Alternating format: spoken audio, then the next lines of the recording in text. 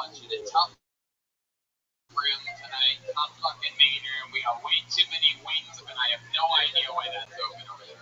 Furiously angry at Josh for letting the volume seize out for the sake of 7 people. You could easily get right down the fucking middle. Anyway, tough room. Great wing. Alright, Shabir is good for Josh Malou. Back to the bucket we go. Josh Malou is coming to the stage, but definitely a movement.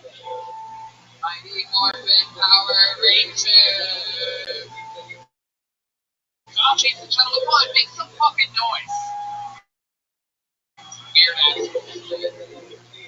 How we doing, Comedy Store? Alright, I don't know if anybody else will relate to this. I wish I was more athletic. The most athletic thing I do is mismanage my money.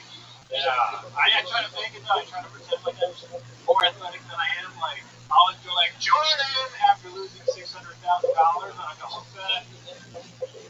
I have financial goals. I think it's important to have financial goals. A big one for me is to be able to check my banking account online and have it not feel like a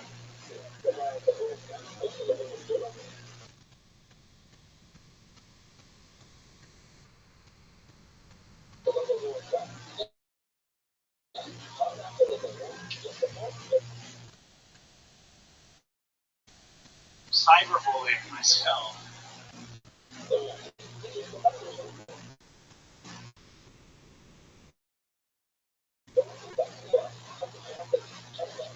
There's a lot of reasons why people are bad with money. Some people gamble. Gambling on college sports. I don't gamble.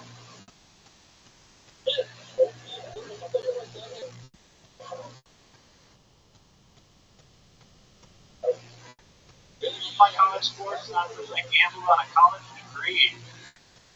I went to a private art school. My parents told me that already. I ended up. Yeah, Josh Malou. Taking a break from some wacky science experiment to come here tonight. Yeah, thank you. Yeah, I was with Jim Ross. Yeah, this is what we find out about you.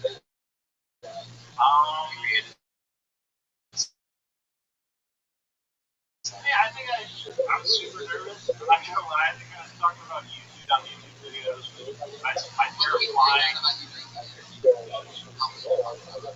No, that wasn't it. I think we talked about being from Wisconsin. You're not black. You're not black? What did you just say? Yeah, so most people from Chicago.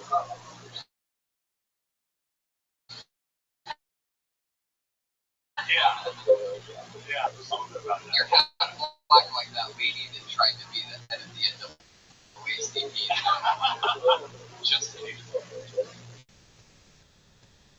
Get it.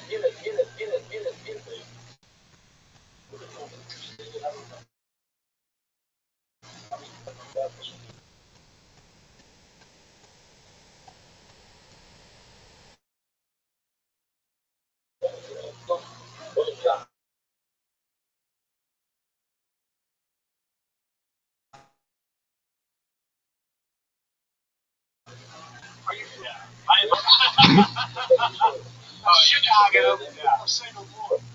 Beautiful Chicago, Africa. No, I mean, yeah, people don't believe it, so it's don't look at it at all. Well, the thing is, like, Wiley pulls up and God, you know what I'm saying? She's Jerry Pie. But I get it, but it's on the sound effect. Never.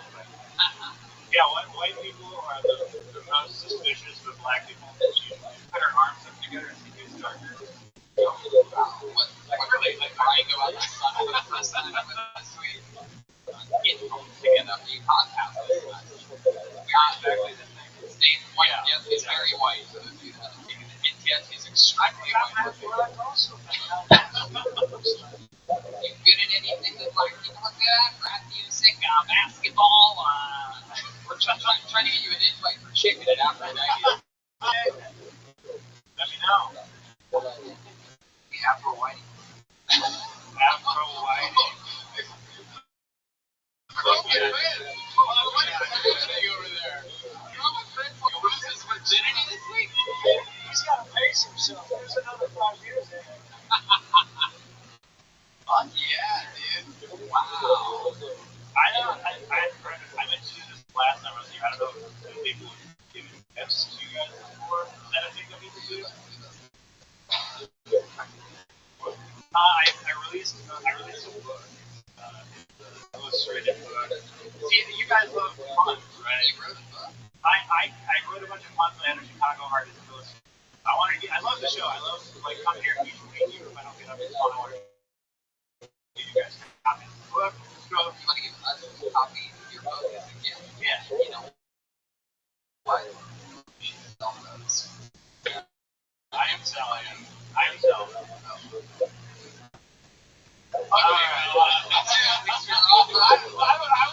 of your books. You want one of them? Wait, are you going? What's happening? He's got a gun! You have the book literally on you? Oh, wow, okay.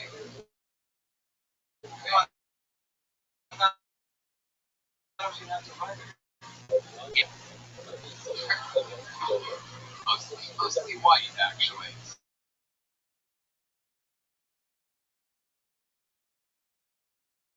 Small black. Nice. Where's me and Tony's book?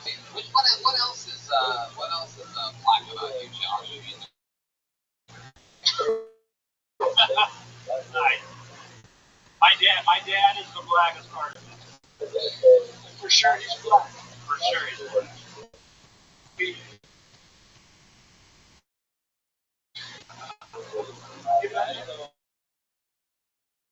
I have that, yeah. I know that's not very black, but yeah. What's he do for work? He's a minister. Minister. Yeah. Wow. Yeah. And what's your mom do? She works in hospice. How's your hair always? Yeah, for like the last 10 years. How old are you? 29. You I do. 5 years. What color is she? She's Iranian, Caucasian. You see on the photo? I do. Not necessary. Not reading. Shower and It's well maintenance. I don't really have to do anything. a little bit of shit.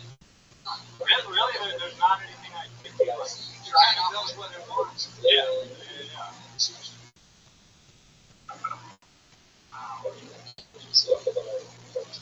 Alright, Josh, well, what else in life? Any hobbies of yours that I see?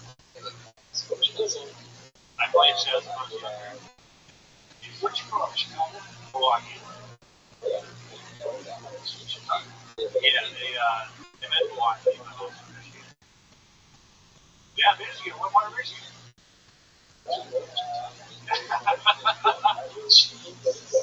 Crazy episode of this show today. I'm sure they will say that. The podcast listeners love weirdness. Jeremiah? Hey, Josh, did I get an answer out of you on a hobby? I used to really like skateboarding. I don't do that. What fills up all this? Comedy. Just like Mike's writing. Book, I do sketches. You ever get any arguments? No, but there's a lot of stuff that not a lot of stuff, but there's just like stuff you'll see that you're like, oh man, I wish stuff. Like what? Like I was saying, like I'm gonna keep moving it along. You got that next conversation. You ever thought about it? You ever thought about going short at all? No, forever. I mean, it'll fall out. Did you cut it all off? Well, what Brian has, yeah. You should try it.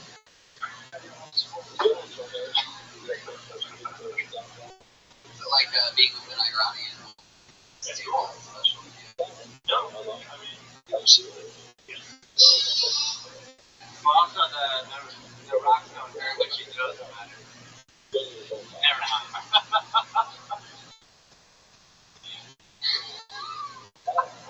Alright, there he goes, Josh. Alright, let's keep it moving along. What do you guys say we go to the bucket one more time and just pretend like we never saw anything here tonight? One more time? Should we do it? This lady right here, what do you say? This angry substitute teacher right here, this fucking miserable, clearly here because her boyfriend likes the show. I fucking told you I think he didn't fucking like it. Gonna fucking win that Hollywood museum. I like Rain Man.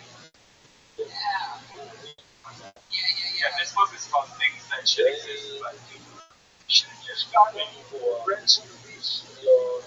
No. I pulled another name out of the bucket. Put your hands together for Dan Donahue. Dan Donahue. Dan Donahue. Here he comes. I believe it's his first time on the show. Make some noise for Dan Donahue, everybody. What is up? I'm Dan. I used to work at a graveyard, which is a great job. Don't have a lot, but do need a lot of flowers. One of the best jobs in the world is this. Worst part about working that job, poorly attended funeral.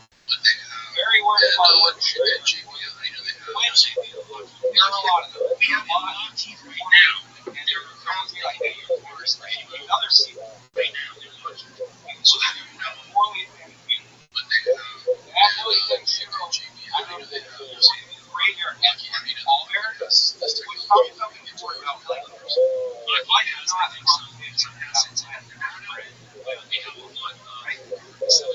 but have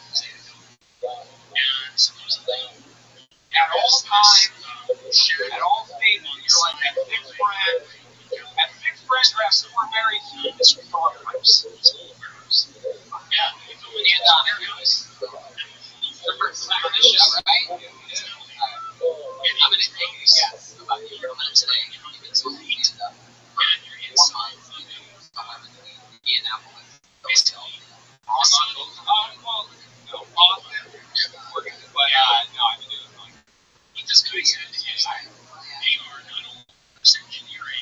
Why would you stop in this facility?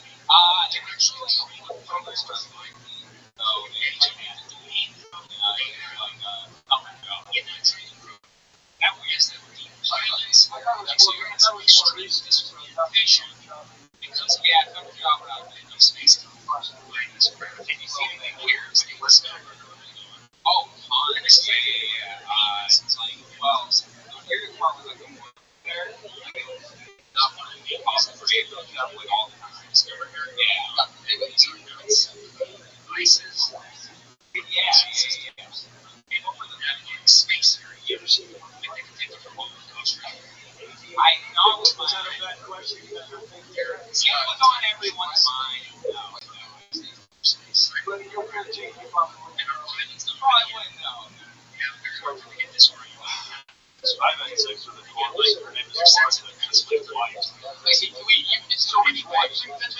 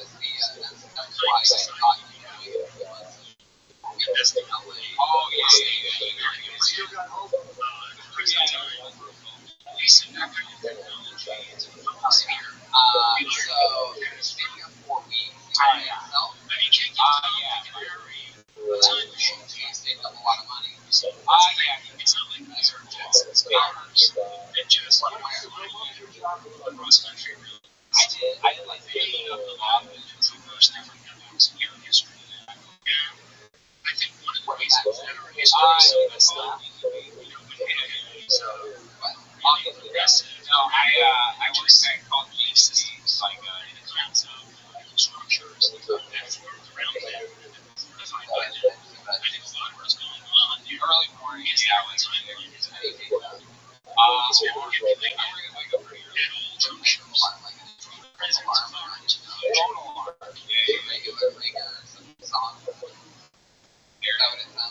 Yeah. When you hear that, how long do you have? Probably like half an hour or so. Are you a side sleeper or do you sleep on your back? Good question. If you want to work with, thank you. Yeah. Back sleeper, baby. Back sleeper? Yes, that's what it is. No, I don't. No. That's dark. I have earbuds. Fair enough. You have some factory jokes? No, not really. No, working factories are just bad. Like, there's nothing exciting. What's wrong with working in a factory? Nothing. No, good. I'm sorry. Precise. And how old are you? I'm 23. 23? Yeah. Just moved out here. He's in LA. Yeah. What have you been doing for fun?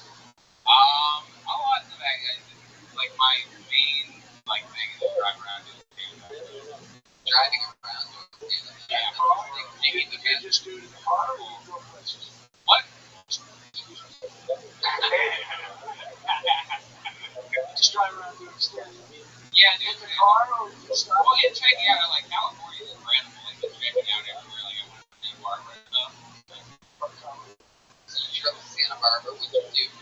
You stop along the way. I went to a casino. You just went out and see what's Yeah, I did. It's just a like a loop over and over again.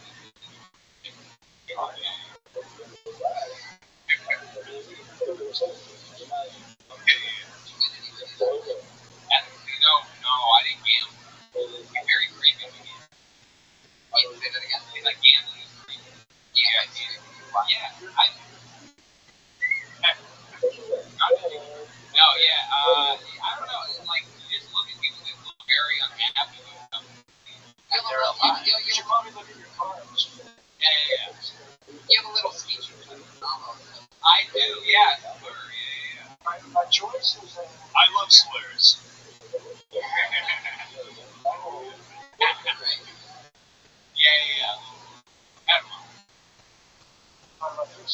Yeah, I was in a special ed my whole life. Is that true? Yeah. Special ed, yeah. Well, learning. Are they still supporting you? No, not. We have in Lockheed right now. Just because you sound like that, or do you sound like that? Yeah, no. Yeah, I went there just like right. No, I went there because it was like I just like to get too. Because the other kids in special support were there. Yeah, that's why they're trying to scare it out of you. Yeah. You know, it's the last resort. Do you have a dyslexic heart? You have dyslexic heart? Holy fucking shit, Brian. That old lady Brian doing like the last 30-minute show every week when he just throws the sound board out the window and starts asking dumb questions. Brian would have been.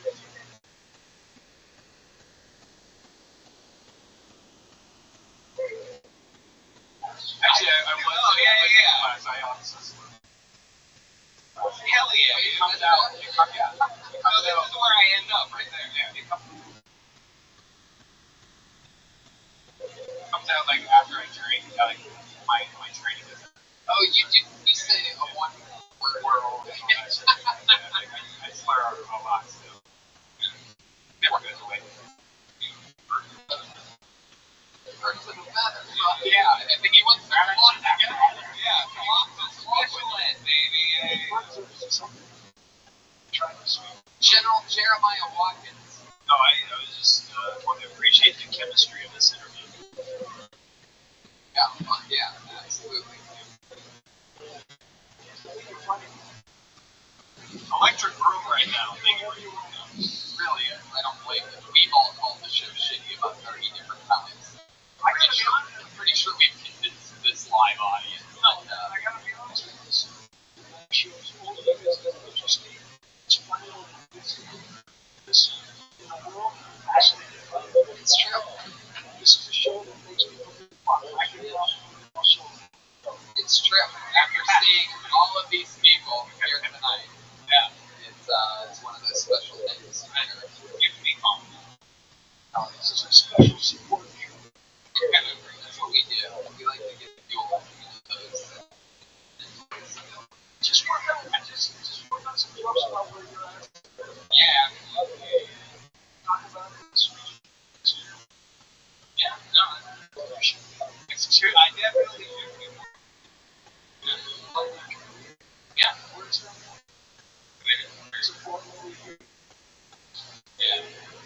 This is even improved, actually. Yeah, now you're Dave Franco. Okay. How is that a diss? He's a very successful actor. Remotely looks like him a little bit. Very strange crowd right now. Very strange that you guys took that as an insult. He's a millionaire. Congratulations. I like this kid. He's got a job. He works in the factory. So he goes to work. Like Dave Franco. And got one bit of a graveyard by accident. Oh, man. Probably didn't even have a job. Yeah, I mean, that was funny. We watched it from the truck. It was not. There were a lot of, like, poorly done. Very scary. I didn't hear a word you said. Yeah. We watched funerals from the truck? Yeah. Truck? We would sit because we had to put dirt over them right after. So we would sit in the truck. Yeah, the dirt truck. Yeah, wow, you were the fucking dirt guy? Yeah, I was the dirt guy. Yeah. Big deal. Yeah, and she was talking about going back to the graveyard. I will, yeah, eventually, but, like, not. There he goes, Dan Donahue, ladies and gentlemen, the last comedian on the show before the 5-year anniversary. A whole different night, with a whole different thing. But this was tonight. That's what happened. This is the drawing from Ryan J. Evil. Look at that. Barely any applause for even a man's hard work while you all sat there doing nothing. Ryan J. drew another fucking piece of art. Check out Showtime special That Guy with Kirk Fox. He's that guy. Makes noise for Kirk, the amazing Kirk Fox. Some great wisdom, fun times. The great and powerful chair of Maya Watkins, everybody. It's going to be in Portland with me this weekend. Friday, Saturday, we have 4 shows, and we're all doing together on There's a book it's called Things That Should Exist, but they're not. It's a collection of cultural mashups. LA Speedweed is my favorite type of pot in the world. I smoke it all the time. Chroma Chris. You can follow me on social media at Jeremiah Standup and listen to the new episode of Jeremiah Wonders with Adam Ray. Yes, that was Jeremiah Watkins. Chroma Chris on Twitter and Instagram and Chroma Chris. Oh, he makes noise like Arnold Schwarzenegger, everybody. Come on. I'm Matt Mosley. Sorry, I want a drum sponsor. If anybody wants to give me an endorsement, reach out to me. Hell yeah, I like that. That's how you things happen. You put it out there, and that's how it happens. Somebody help Joel get a drum sponsorship. The anchor of Lodi back there. So much fun stuff happening. Don't forget, a week after this one, Tom Segura, and then 2 back-to-back weeks of insanity that I'm not allowed to talk about. So many fun announcements coming up. Skankfest and Kill Tony's in Cleveland, Fort Wayne, Nashville, Grand Rapids, Lansing, Detroit. The new Kill Tony shirt is out. ShopSquad.tv. And Ryan J. Evil for your friends if you want to check those out. Brian Redband. See you. My audience, thank you so much. Have a great night. Take care of yourselves. I can tell you're tired, so maybe go get some sleep. Relax, sleep it off. Water, stay hydrated.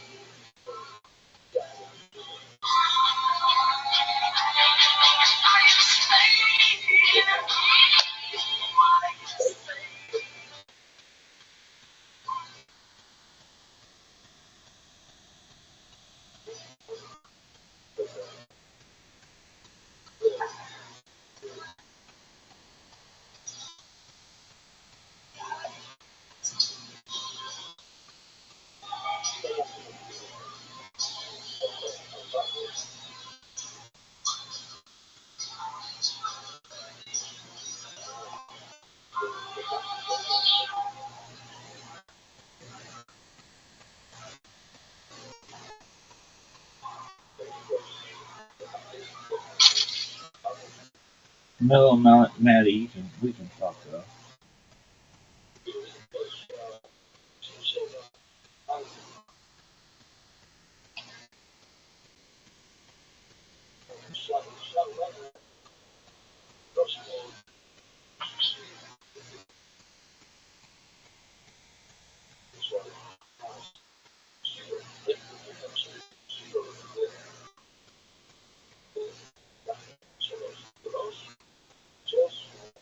What's this motherfucker Black Snake moaning about?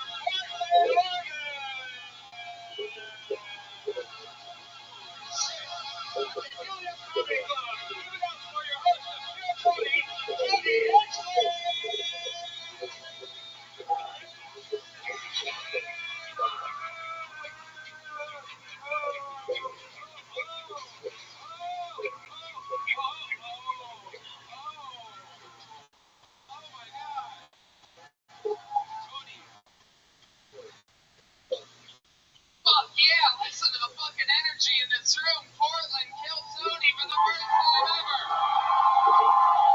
Ryan Redman is here. We're all here. This one unhappy, judgmental fuck arms crossed in the front row with the fucking hip stash and the fake mullet. We are officially in Portland. We found one hater amongst all this energy of love.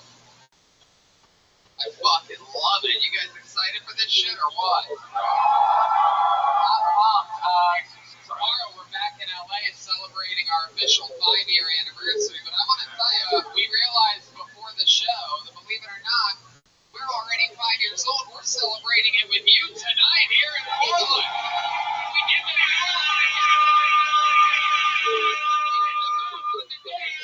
We're already 5 years old, and we are the #1 live podcast in the world. That's right.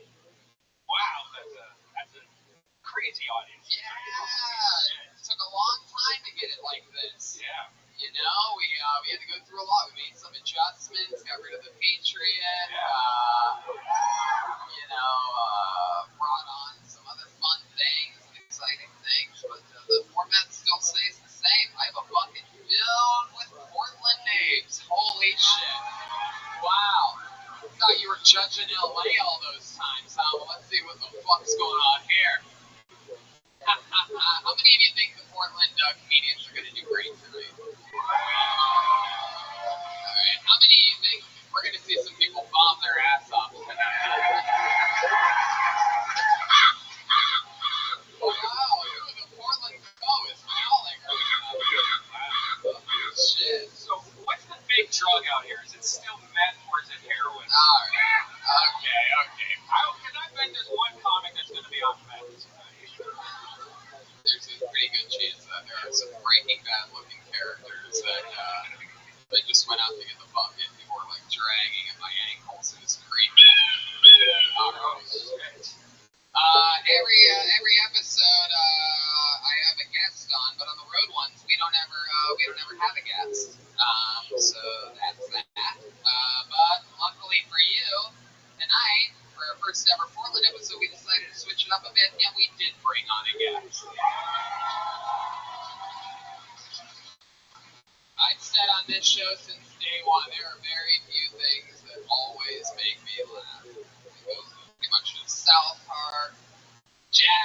jackass and fucking my funny friends. And it is a special honor to have gotten to make friends with this guy over the years. One of my favorite characters, one of my favorite things ever. Ladies and gentlemen, from all the Jackass movies, make some noise for Portland's own Danger Aaron McGee! Holy shit! Holy shit! Holy shit! Holy shit! Holy shit! Holy shit! Wow! Here he comes. You're walking around, he's shaking everybody's hand. They're pulling on his beard to see if I know I will. They're pulling on his beard to see if it's real pubes or not. Wow. You know, 5 out of 10 people did not wash their hands out after Danger, you don't have to shake their hands. You don't have to touch them. Make some noise one more time for Danger Aaron, everyone. He's gonna sit in with us. He's gonna defend Portland for you guys here tonight. What's up, fuckers? Yeah! Normally we have Ichabod's Bucket of Destiny, but tonight we have Paul Bear's Urn of the Future. Man, I love this fucking banger. Definitely been used before. Oh yeah. And Danger, welcome to the show. Thanks for having me, guys. Yeah, you made it to the show before, and you're back. It's good to be back here in lovely Portland, Oregon. Yeah. So let's just keep it moving. Your other special treat tonight, you know, back in LA, we have a band that performs every week, and every week they do characters. We have a part of that band for you. We do have one part of that band for you. The one with the best nose. Ladies and gentlemen, I present to you one of the funniest human beings in the world, and you know him as the leader of the Kill Tony band. Ladies and gentlemen, make some noise. He does a new character every week. I never know what he's going to do or be, and he commits to that character throughout the episode. Make some noise for the great and powerful Jeremiah Watkins. He's the Kill Tony band. Oh, there's some regal music on him sometimes.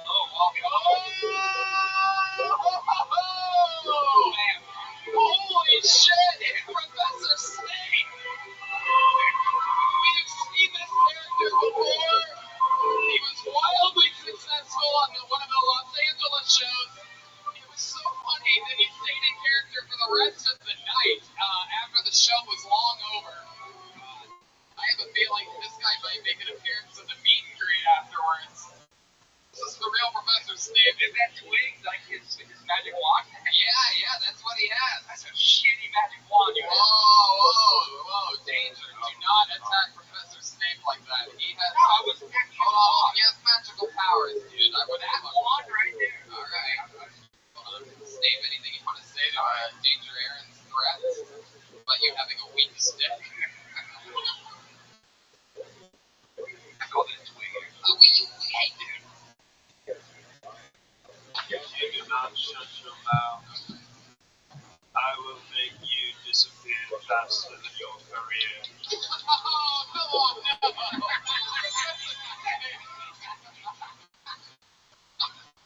That's funny, but the joke's on you, because I never actually had a career, bro. I just did some dumb shit, you guys laughed. That's kind of your career. Yes, the joke is on me. So Professor Snape will be with us all night long. I'm pumped. We got Danger Aaron, Ryan Redband, Portland, Oregon. We got the bucket. Let's do this shit, shall we? It's Kill Tony, live from Portland, Oregon. To get on stage, you absolutely have to go around that way and come up that way. So for those of you that way, if your name gets called, start just bailing out that way. Don't go too fast or you'll be too out of breath, and that's annoying. So go at a pace in which your unhealthy bodies, and Portland really is the unhealthiest place. I've been saying all weekend, it's all chubby people on bicycles. It's like they found a way to only go downhill in Portland, Oregon. If I pull your name out of the bucket, you get 60 seconds. You know your 60 seconds is up when you hear the sound of a kitty. Not adorable. Wrap it up then, girls. You're going to bring out the angry West Hollywood bear.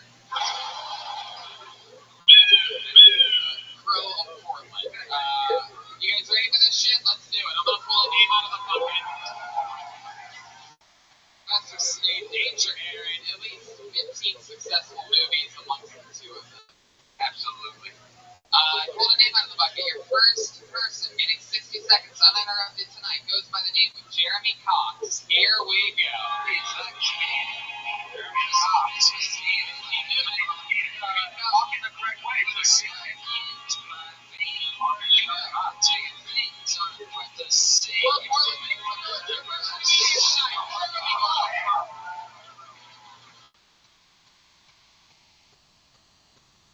How's it going, everybody?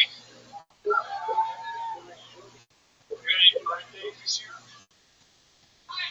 Tonight, all right. You heard at the top of the show if there's any hecklers, secret pedophiles in the audience. One, two.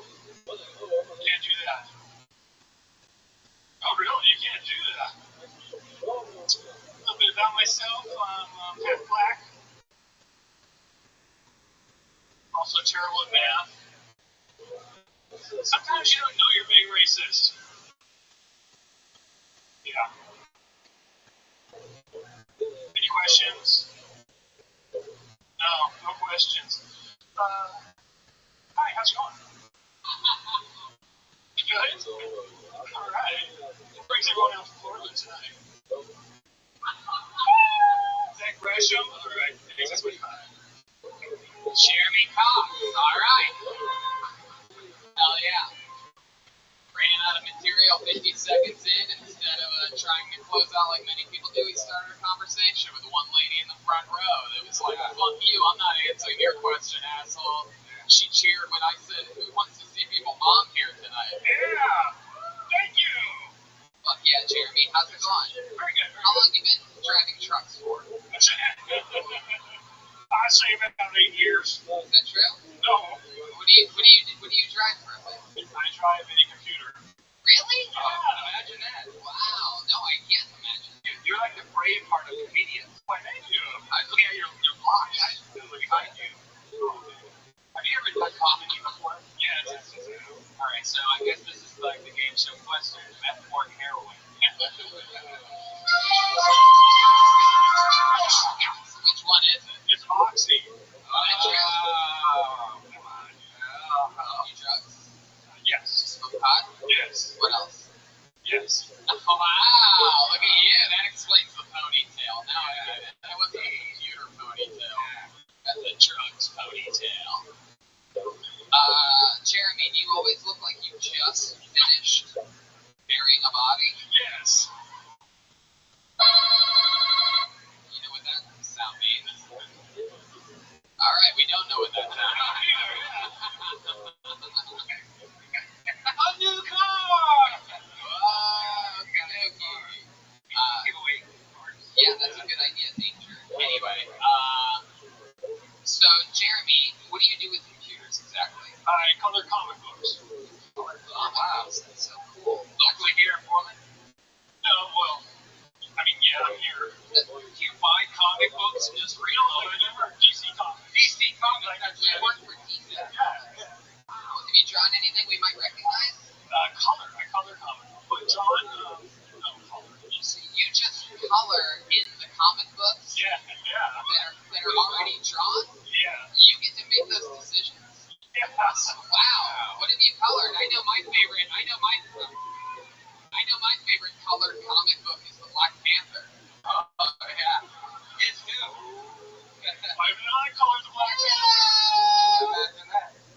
Colored comic book? Alright, I guess I'll settle for only half the audience really paying respect to that. Oh, speaking of Black Panther, there he goes. He just grabbed someone's glasses. Wow, he's like Beetlejuice. You say his name 3 times. He's headed for the door. Alright, I missed it. What did you color? Batman, Superman. Wow, get the fuck out of here. This is amazing. How long? Have you ever done comedy before? Yeah, I did it for like 2 years, and the last year I've been doing it. But I watch a lot of comedy. So you watch a lot of comedy live, or are you? Live. Right. Yeah. Interesting. And so what made you stop doing it a year ago? Why'd you slow?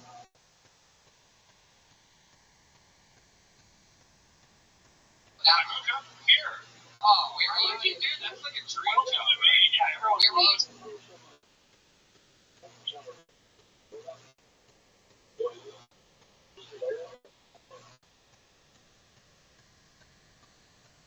Where were you before? Where were you before? San Diego. Oh. How long were you in San Diego? 7 years. Holy shit. What made you want to come up to Portland? You came up to Portland because you're like, I want to move to a place where I look like the other people. Yeah. He blends in like so good.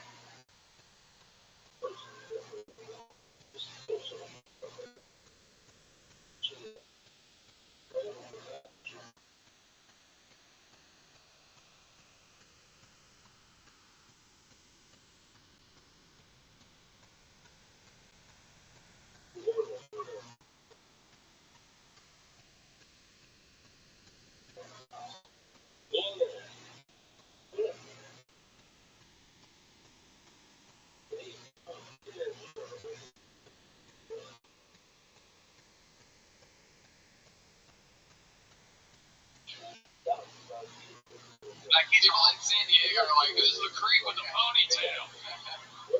He looks like Dumbledore's even gayer brother.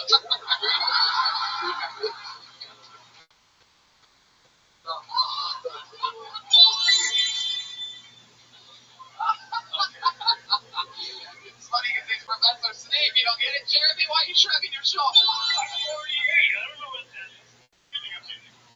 I work in comic books. Yeah, I know this shit. Oh yeah. Man, that is so fucking cool. So do you just like hang out, color all day, smoke weed, and then like just write jokes? I got rabbits. I watch the rabbits. So you watch rabbits also? How many rabbits do you have? That's why you moved up to Portland. So you got rabbits. Yeah.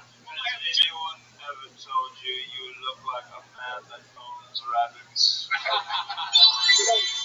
Jeremy, how many rabbits do you own? I own 2 rabbits, and I'm fostering another. Whoa!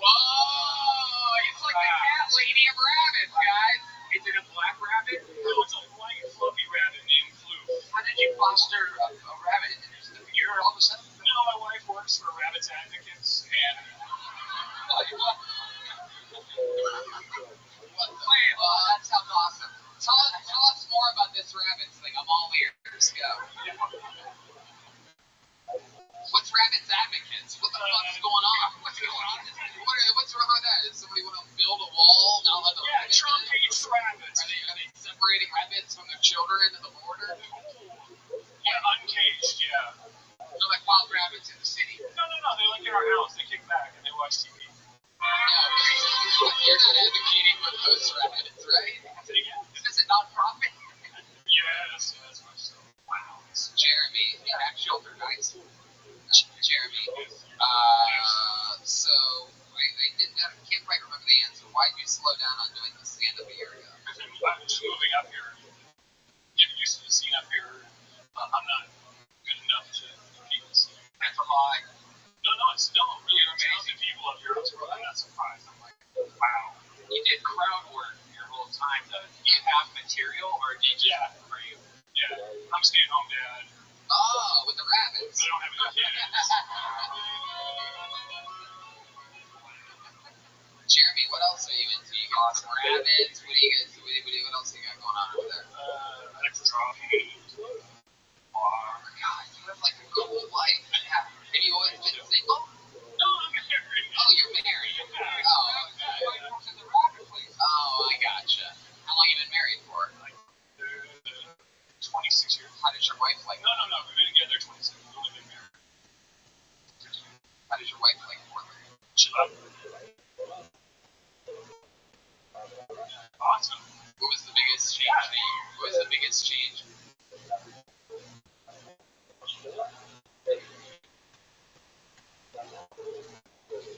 Other than like the weather and shit, San Diego to here, like what did you notice different?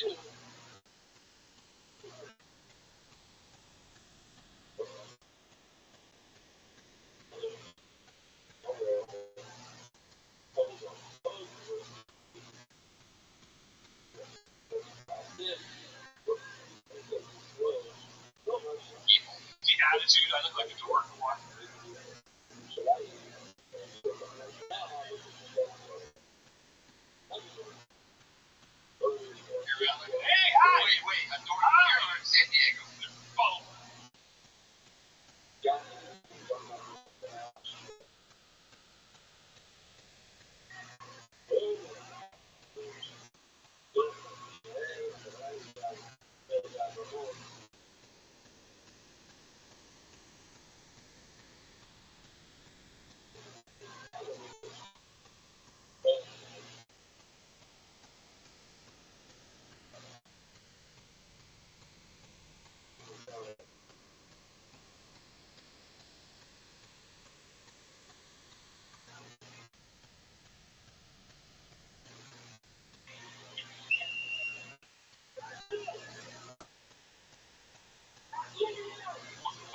Where's here? Really? I don't know that. I'm like everybody else that does around here. Like, I'm born and raised in Oregon forever, and this is pretty much the look that's been. I'm 41 years old, and you pretty much look like everybody I grew up with. Usually spandex. Oh, I ain't sure. I mean, when you have a badass fucking gig, but if you love doing stand-up, you should just fucking do it more often. Don't let these young bucks around here scare you away, because you have more shit to talk about, even though you didn't do it at all here tonight. But you have a whole wealth of life experience to draw from, and you have a badass gig, and you got fucking rabbits and a happy wife, so fuck yeah, dude. There you go, Jeremy Cox getting the show started off for us. That got hit the dream life. Wow, Dave, that's good. It's getting romantic. Whoa, we got some really bad handwriting here. Jesus. Whoa, I'm gonna say Justin Orsolar.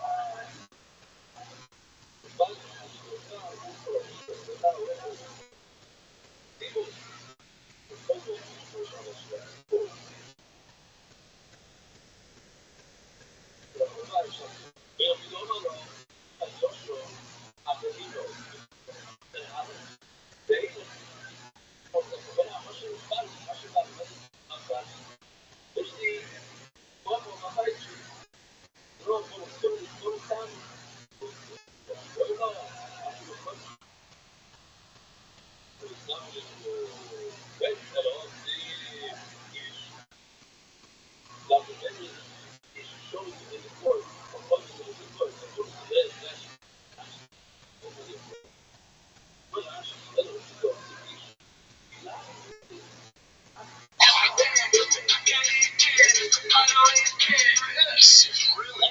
Felt fine on the kid. Fucking colorful, buddy. And it was just the red shorts, just the red and my camel shorts. You know, base colors. I got some base colors. I don't think kill you that old.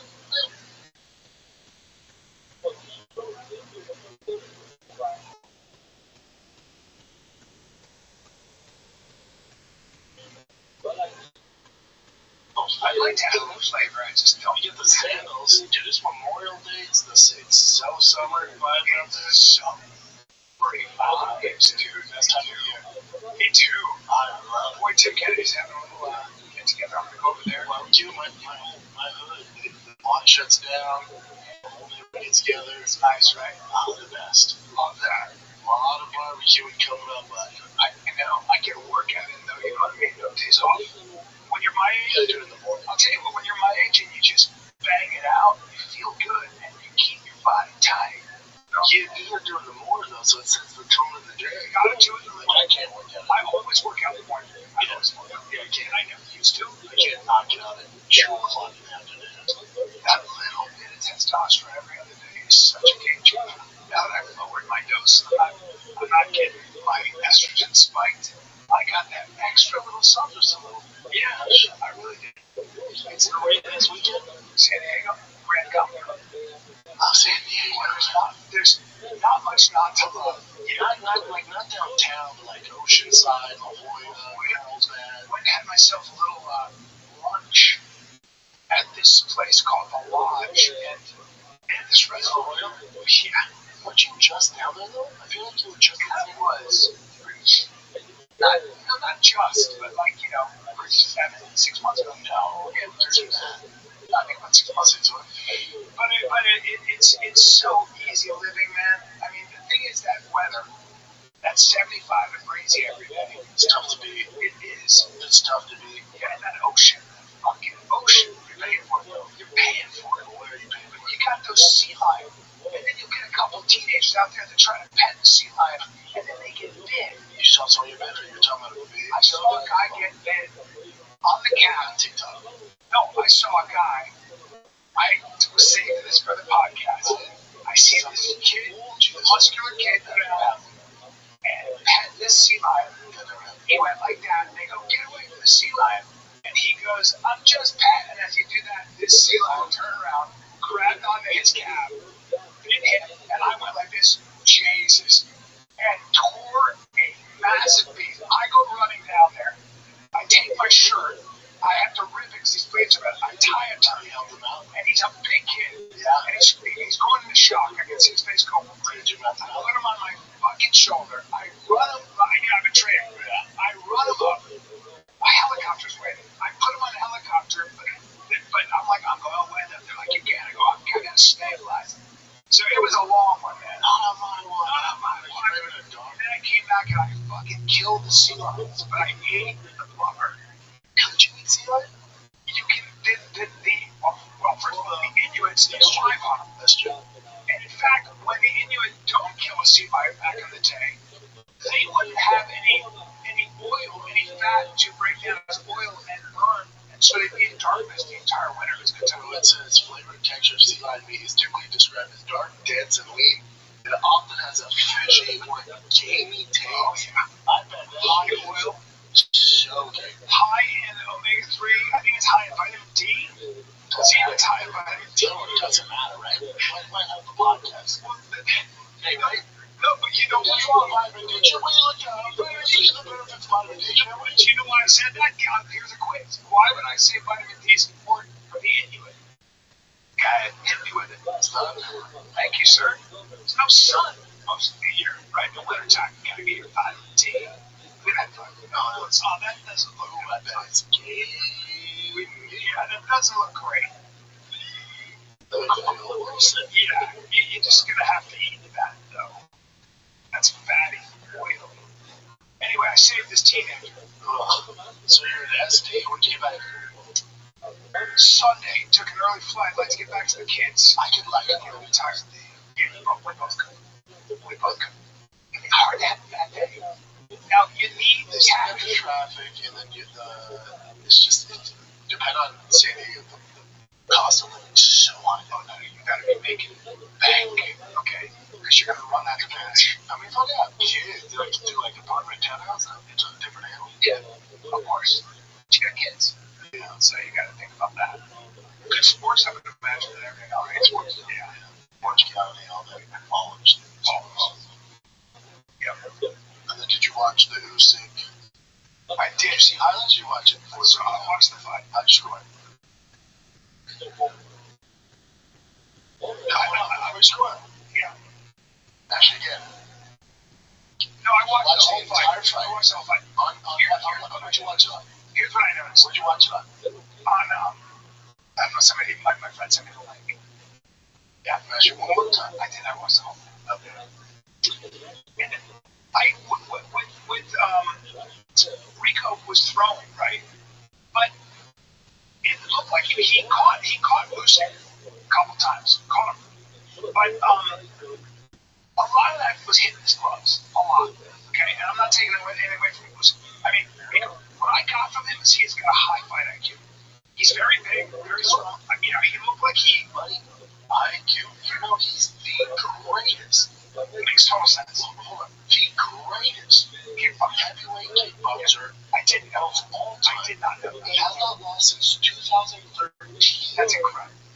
But he's known for his angles and foot. You're talking a freak of all freaks. Well, so that makes total sense to me because I'm watching this guy, and you're talking about like he's a kickboxer. And so what's astonishing to me is that you're talking about, in many ways, you could make the argument Alexander Usyk might be the greatest boxer we've ever seen. And the reason I say that is he's fought giants who are very skilled, undefeated, cruiserweight, undefeated, heavyweight, but also just never losses. Correct. Natural 215 fighting guys were 260 super athletes like Anthony Joshua, beating these guys with technique. The way he sets traps, I watch these breakdowns. I don't know enough about boxing, but I love to watch the breakdowns from real boxers that do it. And it's like genius shit, right? So you could make the argument that Alexander Usyk would beat anyone you put in front of him in history. I mean, he'd have a hard time with Tyson in his prime, he'd have a hard time with Ali in his prime. But you could make the argument, like you'd be like, well, where do I put my money? You just said he went, I don't know. You beat Tyson. You think he beat Tyson? Yeah. By the way, Rico steps into a boxing world. It is different. It's different. It's different considerations, different distance, all that stuff. And I watched this dude keep his head down, hunched over, and press that fight. Just press it. Hit into the body, throwing like rights, kind of like almost like over. He was just a nightmare to deal with. Using his size, using his angles, and connecting. And I've never seen anybody get that much. I would say to you that until the 10th round, it looked to me like he was beating. It'd be tough to find more than 2 rounders. That's what I'm saying. I was at Tigers baseball game. This game got delayed, and Jay texted me and said, "Jay, the beta that's about to walk." I'm like, "Oh, fucking hell, let's see this." I downloaded the app. I just paid for the pay-per-view, and I can't hear the volume on it because on my phone, I'm in left fucking field. There's nobody around to watch it. After like 8 rounds, I'm like, am I fucking crazy? I feel like maybe I can lose it 1 round. Yes. Maybe 2. I'm like, is he fucking losing this fight? And I'm like, okay. Especially the first 6, I'm like, 6 was downloading the data. This guy's a little awkward. And then get to work. And I'm like, he's not getting to work. Oh shit, he's not hard to figure out. Actually, I would say, you're talking about a very athletic man, very big man, knows how to size, throwing angles, and not such an orthodox boxer. There's just like his head's down, he's taking shots on the top. You go on Twitter, you'll see Usyk's in toughest fight of his life. I believe it. And then Usyk's, Rico Van Hooven's coach was on the plane flying back to where the fuck they lived with the ref. Yeah. Who even the ref, he saw the ref, he made a mistake. Yeah. And he goes, I agree. He goes, I didn't hear the bell. Damn. He said that? This is facts. Okay, because here's the other thing about that stuff. You want to use that. So I started watching that Usyk was connecting with that uppercut. He started to kind of figure out a little bit. It was this uppercut too. It was like this, and then I was like, okay, he's maybe starting to figure him out. Hard guy to figure out. Big rugged man. I do think it was an early stoppage, of course. Sometimes they'll refs see things we don't. Like they'll see your eyes rolling back, and they see stuff. In this case, complete fraud. Yeah, in this case, it just was, especially when you're dealing with a guy of that magnitude. Like this is a legacy fight, and Van Hooven, he's been head kicked, shin kicked, he bounced back, and he's going to stop it. Well, especially when it's that close. And he probably has over 100 fights. It's not like he's some beginner. So it's so much time is left in that round. He's through the floor with 3 seconds. That is so insane stuff, by the way. The most corrupt sport. Okay, congratulations. I mean, was Rico your toughest opponent yet? Yeah, of course, not opponent. I thought Teddy Atlas said that he felt like maybe he was a little thick. This is the other thing when the super fights happen, whether it's Francis, Fury, Floyd, Connor. From the A side, which was like a minus 2,000, minus 4,000, where the fuck he was. For the A side, it's tough because what do you mean the A side? Like Usyk, Mayweather, Tyson Fury. When guys outside of their boxing come in, and they're these massive favorites, it's tough for them to put their best foot forward. I'm not making excuses, but he didn't feel he was that much of a threat. Yeah, they're like, I'll get in shape, but it's not like you're getting in shape to fight Anthony Joshua a second time or Tyson Fury. It's just a different thing where they're still going to be good, but if you watch Usyk, I've seen so many fights, that's the worst version we've ever seen. I agree. Now, that being said, he still lost that fight. Yeah. And the real shame is that Rev, buddy, if he would have just let it go to the 12th round, he maybe, we don't know, but there's a good chance he would have stopped the 12th. Maybe. But the shame, but maybe Rico, again, he got his case up with Rico. You're talking about all time. See, but top five go. Yeah, and so now you're talking about championship material. They don't, it's like, they recover. They figure things out. I was looking at him going, whatever this guy, I just didn't know his pedigree. I knew he was big and stuff like that, but I was going, this motherfucker is very smart. You could just see it. Bent over the whole fight. Your boxing coach would say, what the fuck are you doing? Right? Rico's more dominant in kickboxing than Usyk is in boxing. And Usyk is undefeated. Just a giant Dutchman. Talented. Now he's not like massive. He's big, but he's not like some great big. How big is Rico? I just want to see what his weight is in his height. But yeah, he's just a big Dutch guy who's stupid too. God. 6'5", 270 by your size. Jesus, I'm not 270.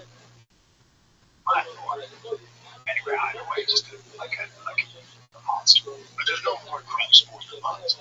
So that was like on Sweet scorecards, they have it tied going to the leather. They had it tied. One judge had Rico up by 1 round. Well, I will say that Usyk was connecting.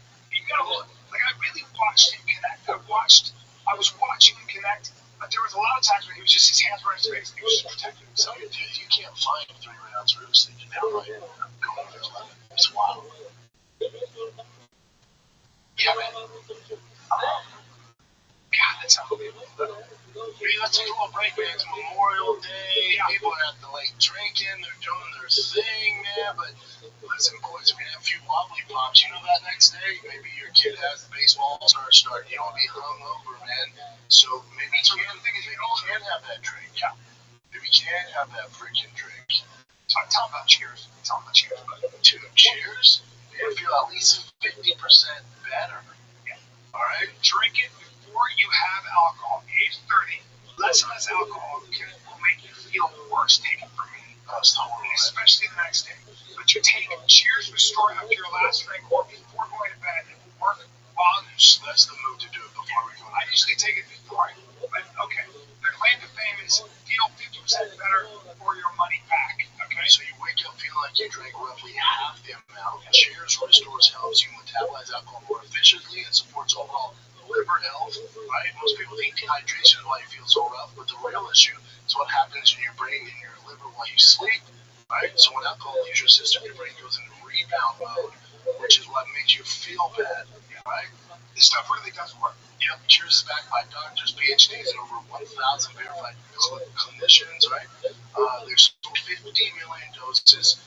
Cheers is also available in 30,000 retail stores, including CVS, Walgreens, 7-Eleven, Circle K, right? Take Cheers Restore after your last drink or before going to bed. Wake up feeling at least 50% better or your money back. For a limited time, our listeners are getting 20% off their entire order by using code FIGHTER at cheershealth.com. Just head to cheershealth.com. Use code FIGHTER, 20% off. After your purchase, they will ask you where you heard about them. Please tell your boys so much. And then I'd be willing to bet if they rematch, Sick Pride beats them pretty bad. Yeah, probably. Oh shit, they don't know opponent. Oh shit, okay. I can get my shit together. That's what I was thinking. I don't know, though. So I don't want to see a rematch. Yeah, I don't know. I mean, I just get incredible that also, if I'm reading, I'm like, fuck these guys. Yeah. Like, buddy, you were down on the scorecard. You won easily on the scorecards. Like, you're not dealing with just Usyk in those fights. Well, you have to flatline him in order to win. If you're not going to win the decision, very tempting to fight again, though. That's big money. I'm so into it. Dude, I think you made 15 though. What do you make, Joe? Either way, I'm very intrigued, but I do agree that maybe Usyk figures. It's like, okay, I got Usyk. He also wants to retire. Amazing. Apparently, they don't know second sport. It's a second sport. It's not even a second sport. 7 to 16, so 15 is right there. Where he's made 15. Look at Usyk. Now, in the rematch, I'm sure he's going to get paid a ton more. Right, 20 to 25. Turkey said right away, he's like 30. Deserves a rematch. Turkey, by the way, shout out to that guy, to Turkey, who's putting these people together and just saving boxing. Yeah. Like, just, like, what? You remember, we used to be Bob Arum as it is, he wouldn't let his fighter fight fucking, Don King's fighter, fuck off. He's like, nah, we're going to get the best of the best. And that creates a golden age. That was amazing. But, listen, again, did you see the backdrop of the parents and shit? That one? Unbelievable. You look like a Street Fighter. Okay? Yeah. Because Street Fighter, you fight. The pyramids, they look like Street Fighter. It was so sick, man. Now their pacing was a disaster, but that's boxing. So cool. Looks like it's not real, but it's real. It's real. Because, dude, you love combat sports. Go watch Rico highlights. Go watch his highlights. It will blow your mind. I will. Free. Yeah. Just incredible, right? Yeah. God. Who's that tiny guy? That's my boy. Yeah. Man. Just man. Yeah, no, I'm all about Rico. I've heard his name, by the way. I would hope so. Yeah, like I've heard his name. I just don't follow kickboxing. Is it K1? Lori? All that? Yeah. The men were more dominant in his sport than Usyk. Which is, by the way, such a scary sport. Part of the reason that I watch it, I'm like, oof, the guys who get kicked in the head and stuff, it's a cool sport. Now what's interesting is the record. Yeah, go down to see last time we lost? 2015. Okay, so I said 2013, 2015. That's my decision. He's lost one since keep on etching. He lost one since 2012. He's never been finished. Now, here's what's fun. How long would Usyk last if he were to kick butts? Well, I'll tell you, right? Not even around, sir. In bad situation. It's literally, I mean, yeah. Isn't that interesting? He'd get teased. He'd get front kicked. He'd get His leg would get absolutely destroyed. He'd get knocked out with a shin to the forehead. It lasts 1 round. Isn't that interesting? Yes, it is. You don't want any part of those shins, those heels, none of that. It is. And this guy was able to. There's a reason why boxers don't come over to MMA or don't come over to kickboxing. Right. Notice you'll never see a boxer call out Francis Ngannou or Sean Strickland like, "I'll see you not good." Oh, this will take 30 seconds. Yeah. Have you ever seen a boxer call out an elite wrestler? No, you know what? That would let us show and your weight on your back or front foot's not going to work. They're fucked. They're not in trouble. Out of all the combat sports, boxing's the easiest. Yeah. But you should learn boxing because head movement, foot placement. You gotta know it. I'm just saying there's a reason why guys can go to boxing and make tons of money, but you'll never see boxing stars come over to any other combat sport. Now, how long do you think be a really good wrestler and that you're in the money, but you still need to get a diet check? Name a guy who's a really good wrestler that boxes at a high level. Peter Young.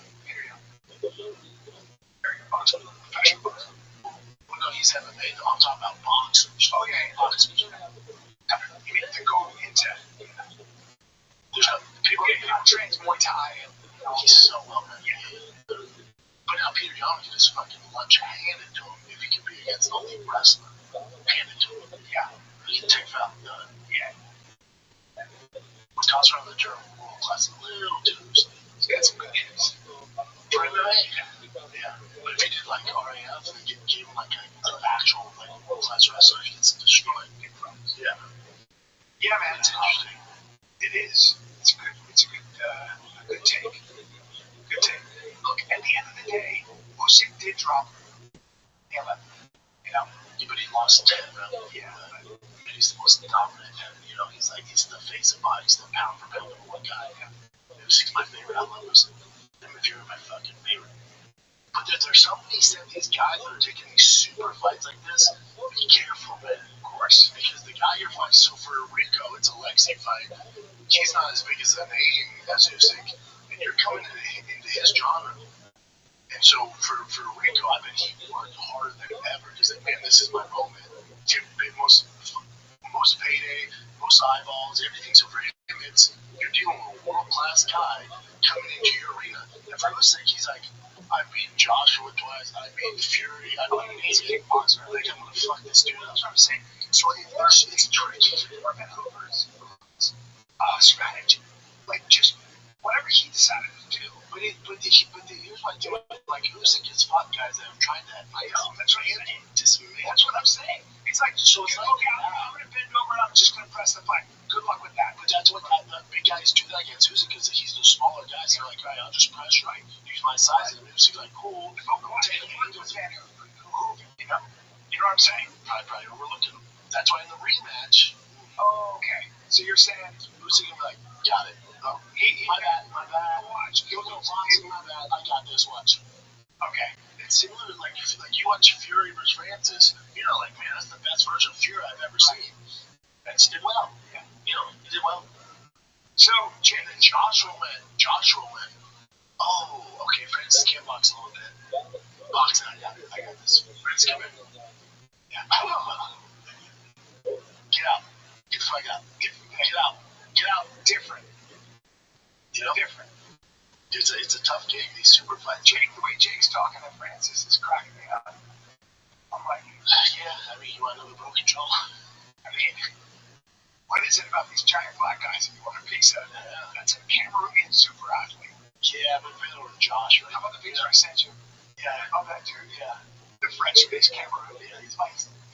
Yeah, but for Jake, if you've been in with Josh, you're not scared of friends. Yeah. But you kind of should be because that guy can wind up. Yeah. Jake can get on his bike and last, few rounds. They call the money. Last few rounds, you're gonna have to contend with that uppercut, that right. It's gonna happen. Now, Francis is far cry from Joshua. He is, but he's in the later rounds. I'm not saying he's gonna beat him, but he's gonna have a much easier time with Francis than Joshua. Jake Paul's got balls the size of fucking church bells. He's a bad man. He's just brave. Yeah, I think the definition of brave is different. How much did he make fighting Anthony Joshua? I would jump into a pool of alligators for that money, bro. Yeah. Oh, I'm sorry. Get all the family cameras and fight Anthony Joshua for 6 rounds? $184 million. $92 million. So they split the purse, so $92 million each. Right. So this is a Stockholm.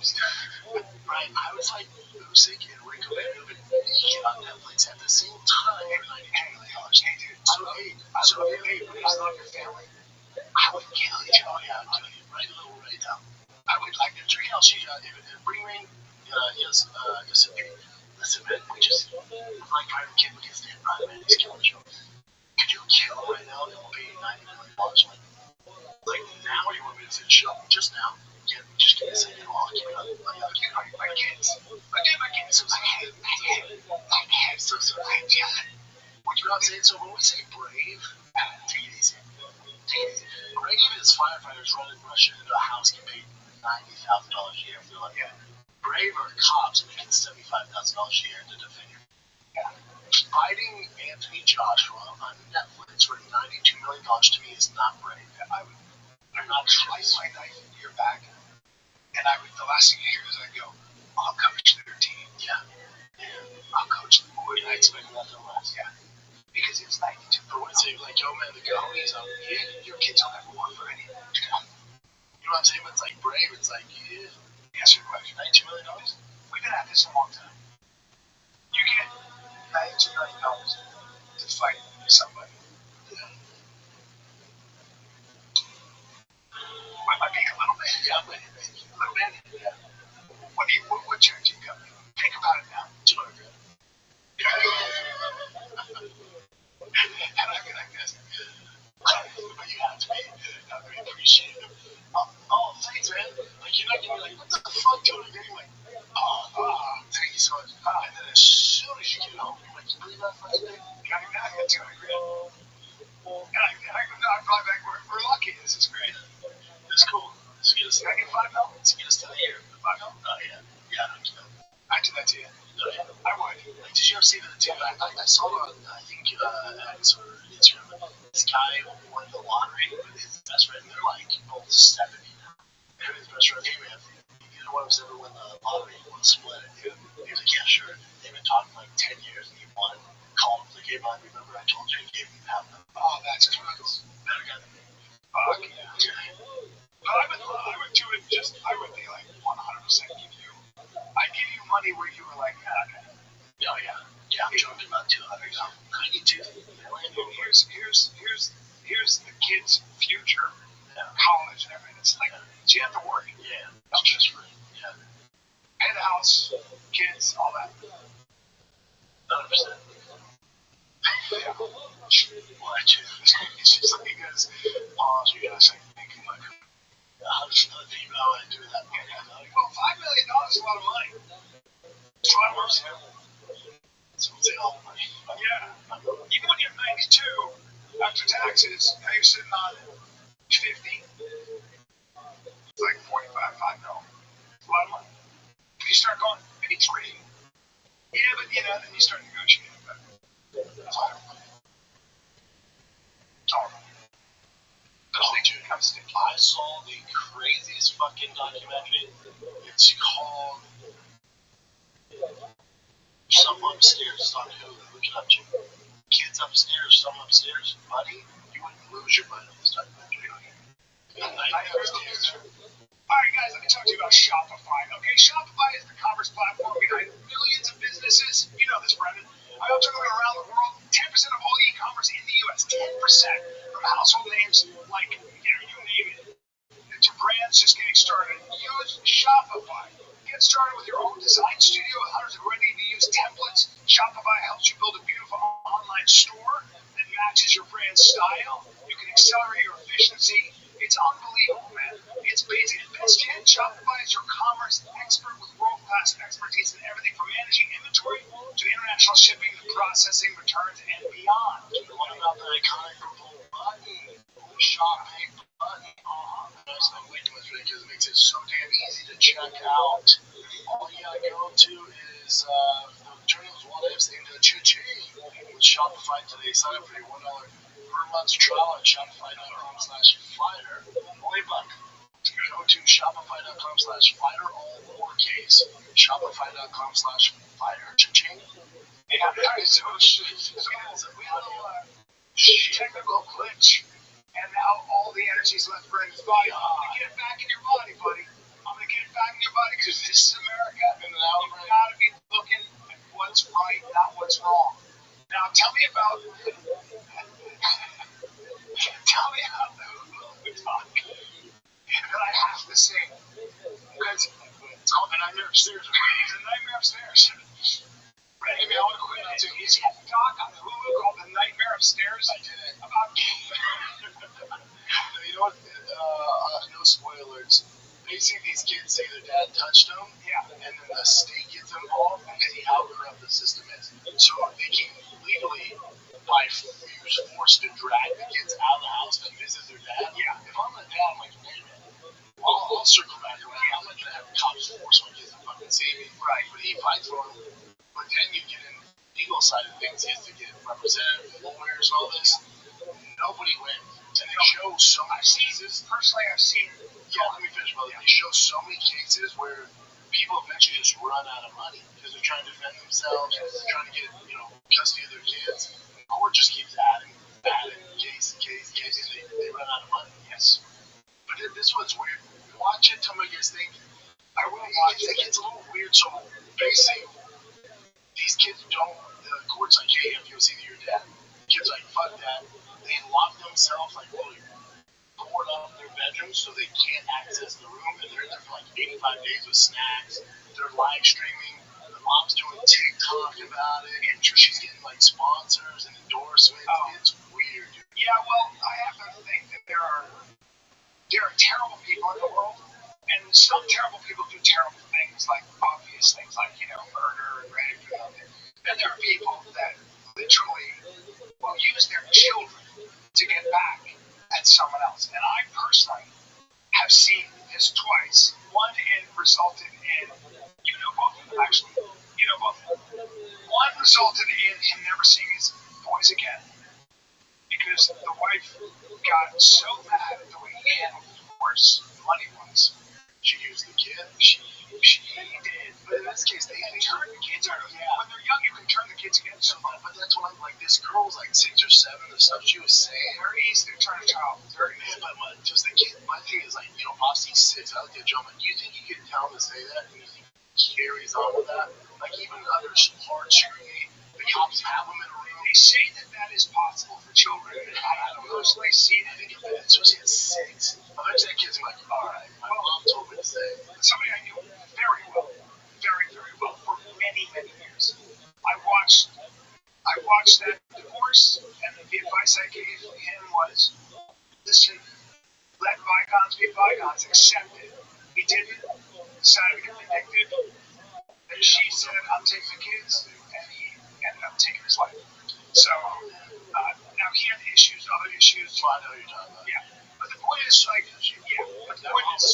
that shit never ends well, man. It's just, and there are people that would use kids, so which get back to the doc with this, where it gets even more interesting, is the boy never says his dad touched him, and then he sees this therapist who's like his role model, and then he said, oh, my dad did touch me. The therapist says, I remember certain memories when I dream. And then he has a shrine of the therapist, so it's a little weird. So that repressed memory stuff. I think his name is Fielder. He completely debunked that shit. Like that repressed memory shit through therapy has been debunked. It's also zesty. It shows him as he's getting older, zesty. Yeah, he has some sweetness in his tank. Yeah. You just look at a picture of some guy. I don't want to take away. I don't want to take away from because there are fathers that do this and their moms do this, and then there are women that and there are women that accuse men because their moms do this. No, but I'm not saying this to dads innocent. I'm saying you're watching. I don't know. Yeah. If you film the documentary, you don't know. Everyone's like, "Oh, what a piece of shit," blah blah. And I just went, "Hold on." You know, I'm watching my mother-in-law, Joanna. I just go, "Terrible thing. What happens if this was all made up?" Fuck the dad. And the bottom line is, this shit, like, there are cases, and a lot of them where it is made up, because people, men and women, will use their kids to try to kill the other person. That one's worth a watch. It's riveting. Man, but especially if the mom she was doing the TikTok thing. It gets weird. Yeah. It gets weird, man. Was that because she had to make money because there was no other way to make money? No, she's remarried. Yeah, I don't know. It's weird. The whole thing, again, I don't know what happened. I don't know the truth. I don't know who's lying, who's not. Watching that thing, I was like, man, what if there is a chance? What if these kids made it all up because their mom told them and to completely screw that dad over? I always feel so lucky that I just don't. Also, I don't know. Like, I'm a 6-year-old. If I told Bossy to say something, he might ride with it for a day. After a few weeks, though, there's no way to. You gotta remember, though, you're super connected to him. Yeah. You gotta remember that you and Joe have an incredible relationship. Like you're always with him. That's what I'm saying. With some people, I don't think some people connect to their kids that way. I really do. I know, but I'm saying I don't have a 6-year-old, even if you're close to your dad or mom. 6 over time, are you sticking to the same story? I don't know, but are they divorced, or are they together divorced? Okay, so that's what. Okay, so and that's what they're saying when kids go to the mom. It's coming back and even more mad. Mother can train the kids to do it. I've seen this as I'm older. I've seen a mother tell the kid a story, or the father tell a kid the story about the mother, and then the good person in the relationship, they ultimately win because the kid figures it out.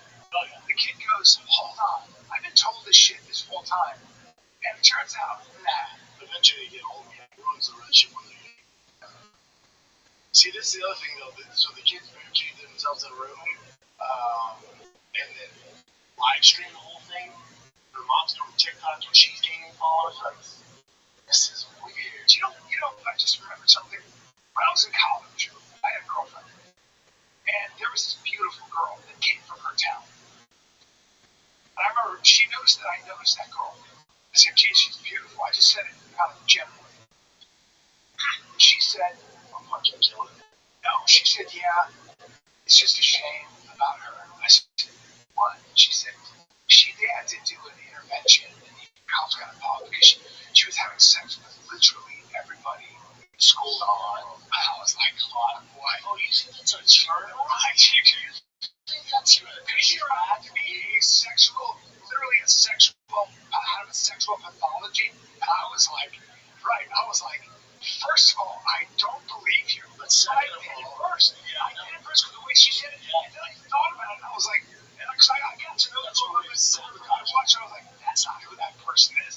She was a really sweet, classy gal. I was like, my girlfriend is a bitch. She's a dastardly, scandalous shithead. Yeah, but her way of doing it was destroy that girl's reputation. That girl didn't even know, like, she'd be like, I'm really nice to her because she needs my help. And I was like, oh, scumbag. How does she know that makes her way off? Oh my gosh. I was like, oh, now you really. She's a turbo slut. That's terrible. She fucks everybody. Everything's okay over there. Let me help you out. Looks like she needs a dick to lean on. I mean, a shoulder to lean on. I'm way to go, baby. Yeah. It was Amy. Was it? Oh, wow. It's like the most thing possible. And the other stuff, it happens at all levels. Like, I won't get into specifics, but we're picking kids for a team. The week before, his dad goes, don't take that kid, man. Shitty athlete, dad's a thing, man. Like, really? Like, God, I don't know. I don't know. Okay. Yeah, fuck it. I hate it. That's the shit. Not sure. I don't pick him up. That's a bad guy. I don't pick him in. The kids can't ball. And I see the kid, I'm like, it looks pretty fucking up. I got to be on a team with the dad's and I don't do it. Was he big first? Like, wow. I went, oh,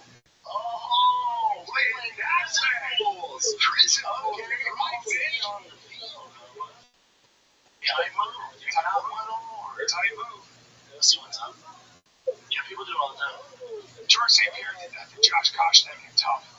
I remember that. But he was like, I'm going to tell him I'm going to pick this guy, and he got to pick that's what he can get Mike Johnson. Yeah. So Mike Johnson's the athlete. Yeah, people do this shit all the time. Wow. Fuck. Yeah, you know, it doesn't do that to me. I'm not saying it makes me better. I just don't. God, that shit. I'm pretty sure it's usually the woman. Yeah, I do it too, though. I know, but I would say the majority. Especially all the time, especially with Thomas out, dude. He's a dick. Don't work with him. You know what I mean? Or like, it's awesome. Yeah. Oh, no, I mean, the kids. That's such a bitch move, man. Oh, yeah. It's just a bitch move. Yeah. Yeah, so my uncle actually invented, the machine that, when you put it, like, basically the vending machine. He did. He and his buddy invented, he and his brother invented, yeah, he and his brother, and my Uncle Frank and my Uncle Hugo invented the dispenser, right? The machine vending machine. They got it stolen. Yeah, baseball style. They got it stolen from them. And my Uncle Frank, to the day he died, couldn't even think about it because he would go to a range. Literally, it was like they paid these two New York accountants. Bless you, took the idea from them. They stole it right from them. They took the idea to the patent office and put their name on it. Yeah, that's what Zuckerberg. Yeah. You know that story? No. He had two twins in there. Right. That's why they got all of them. Yeah. They came up with the original idea. He stole it. This is a fact. And I'm arguing. This is what. Yeah, but did they write that? Did they write that? Oh yeah. Because that's why it gets tricky. I will say this. You know why I'm a little bit skeptical? I'm not just all. Oh, really? Yeah, both brothers now. But then you gotta give it up to Zuckerberg who kept that company going and blew it up into what it is, right? I think someone like Zuck is really smart. I don't think so. Let's see.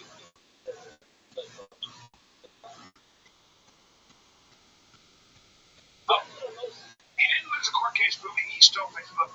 Or there is evidence that he used ideas and work from classmates while creating it. Help develop social network site called the Harvard. Okay, Harvard Connection. Okay. Well, this is Google Gen. This is ChatGPT. But yeah, there's something that was controversial. To your point, there's some stuff going on there, right? But yeah, you got it. He's doing certain work. School Facebook is large amount of interpretation. Damn. Zuckerberg personally wrote the code that became Facebook. He was simultaneously working with the Harvard Connection founders. Harvard Connection was basically the roots. It was the structure of Facebook. He took that and carried it on. Well, they just choose to do a DRD.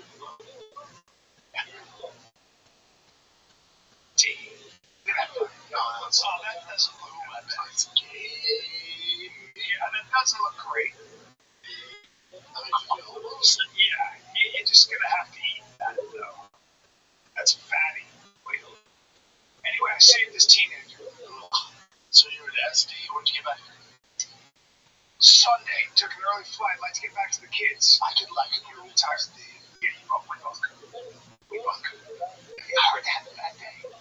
Now you need the traffic, and then it's just depend on say the cost of living is so high. Oh no, you gotta be making bank. Okay, because you're gonna run out of cash. I mean, look at kids. They like to do like apartment townhouse. It's a different animal. Yeah, of course. You got kids. Yeah. So you gotta think about that. Good sports, I would imagine, and everything else. Great sports. Yeah. Orange County, all that. Yeah. Ballers. Yeah. And then did you watch the Usyk? I did. Did you see highlights? You watch it before the fight? I watched the fight. I'm sure. No, I was sure. Yeah. Actually, yeah. No, I watched the entire fight. I watched the whole fight. Where'd you watch it? Here's what I noticed. Where'd you watch it on? I don't know, somebody, my friend sent me the link. Yeah, measure one more time. I did. I watched the whole thing. with Rico was thrown right, but it looked like he caught Usyk a couple times, caught him, but a lot of that was hitting his gloves, a lot. Okay, and I'm not taking anything away from Usyk. I mean, Rico, what I got from him is he's got a high fight IQ. He's very big, very strong. You know, he looked like he. IQ, you know, he's the greatest. Makes total sense. Hold on. The greatest heavyweight kickboxer. I didn't know of all time. I did not know. He has not lost since 2013. That's incredible. But he's known for his angles, and you're talking a freak of all freaks. Well, so that makes total sense to me because I'm watching this guy, and you are talking about, like, he's a kickboxer. And so what's astonishing to me is that you're talking about, in many ways, you could make the argument Alexander Usyk might be the greatest boxer we've ever seen. And the reason I say that is he's fought giants who are very skilled, undefeated at cruiserweight, undefeated at heavyweight, but also just never lost as an amateur. Natural to fighting guys were 260 super athletes like Anthony Joshua, beating these guys with technique. The way he sets traps, you know, I watch these breakdowns. I don't know enough about boxing, but I love to watch the breakdowns from real boxers that do it. And it's like genius shit, right? So you could make the argument that Alexander Usyk would beat anyone you put in front of him in history. I think he'd have a hard time with Tyson in his prime, he'd have a hard time with Ali in his prime. But you can make the argument, like you'd be like, well, where do I put my money? But what you just did, you went, I don't know. You beat Tyson. You think you beat Tyson? Yeah. By the way, you know, Rico steps into a boxing world. It is different. It's different. It's different considerations, different distance, all that stuff. And I watched this dude keep his head down, hunched over, and press that fight. Just press, hit into the body, throwing like rights, kind of like almost like over. He was just a nightmare to deal with. Using his size, using his angles, and connecting. And I've never seen anybody get that much. I would say to you that until the 10th round, it looked to me like he was beating. It'd be tough to find more than 2 rounders. That's what I'm saying. I was at Tiger's baseball game. His game got delayed, and Jay texted me. He was like, "Katie, the main event's about to launch." I'm like, "Oh fuck, I really want to see this." I download the app on his own, pay for the pay-per-view, and I can't hear the volume on it because I have my phone. And I'm at that fucking field. There's nobody around to watch it. After like 8 rounds, I'm like, am I fucking crazy? I feel like maybe I can give Usyk 1 round? Yes. Maybe 2? Yeah. I'm like, is he fucking losing this fight? And I'm like, okay. Especially the first 6, I'm like, Sixers download the data, this guy's a little awkward, and then he's getting to work. And I'm like, he's not getting to work. Oh shit, he's not hard possible to figure out, actually, I would say. You're talking about a very athletic man, very big man, knows how to use his size, throwing angles, and it's not such an orthodox boxer. There's just like his head's down, he's taking shots off the top. You go on Twitter, you'll see Usyk said toughest fight of his life. I believe it. And then Usyk's, Rico Van Hooven's coach was on the plane flying back to where the fucking with the ref.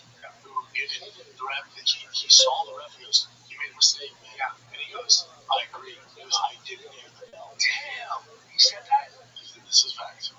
Okay, because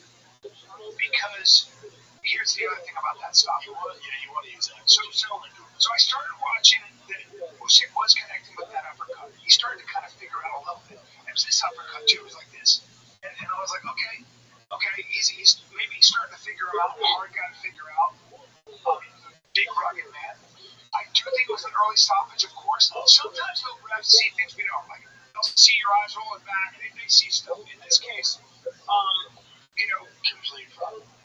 Yeah, in this case, it just was, especially when you're dealing with a guy of that magnitude. Like, this is a legacy fight, and Rico Van Hooven, he's been head kick, shin kick, and bounce back. And yeah, he's going to stop him.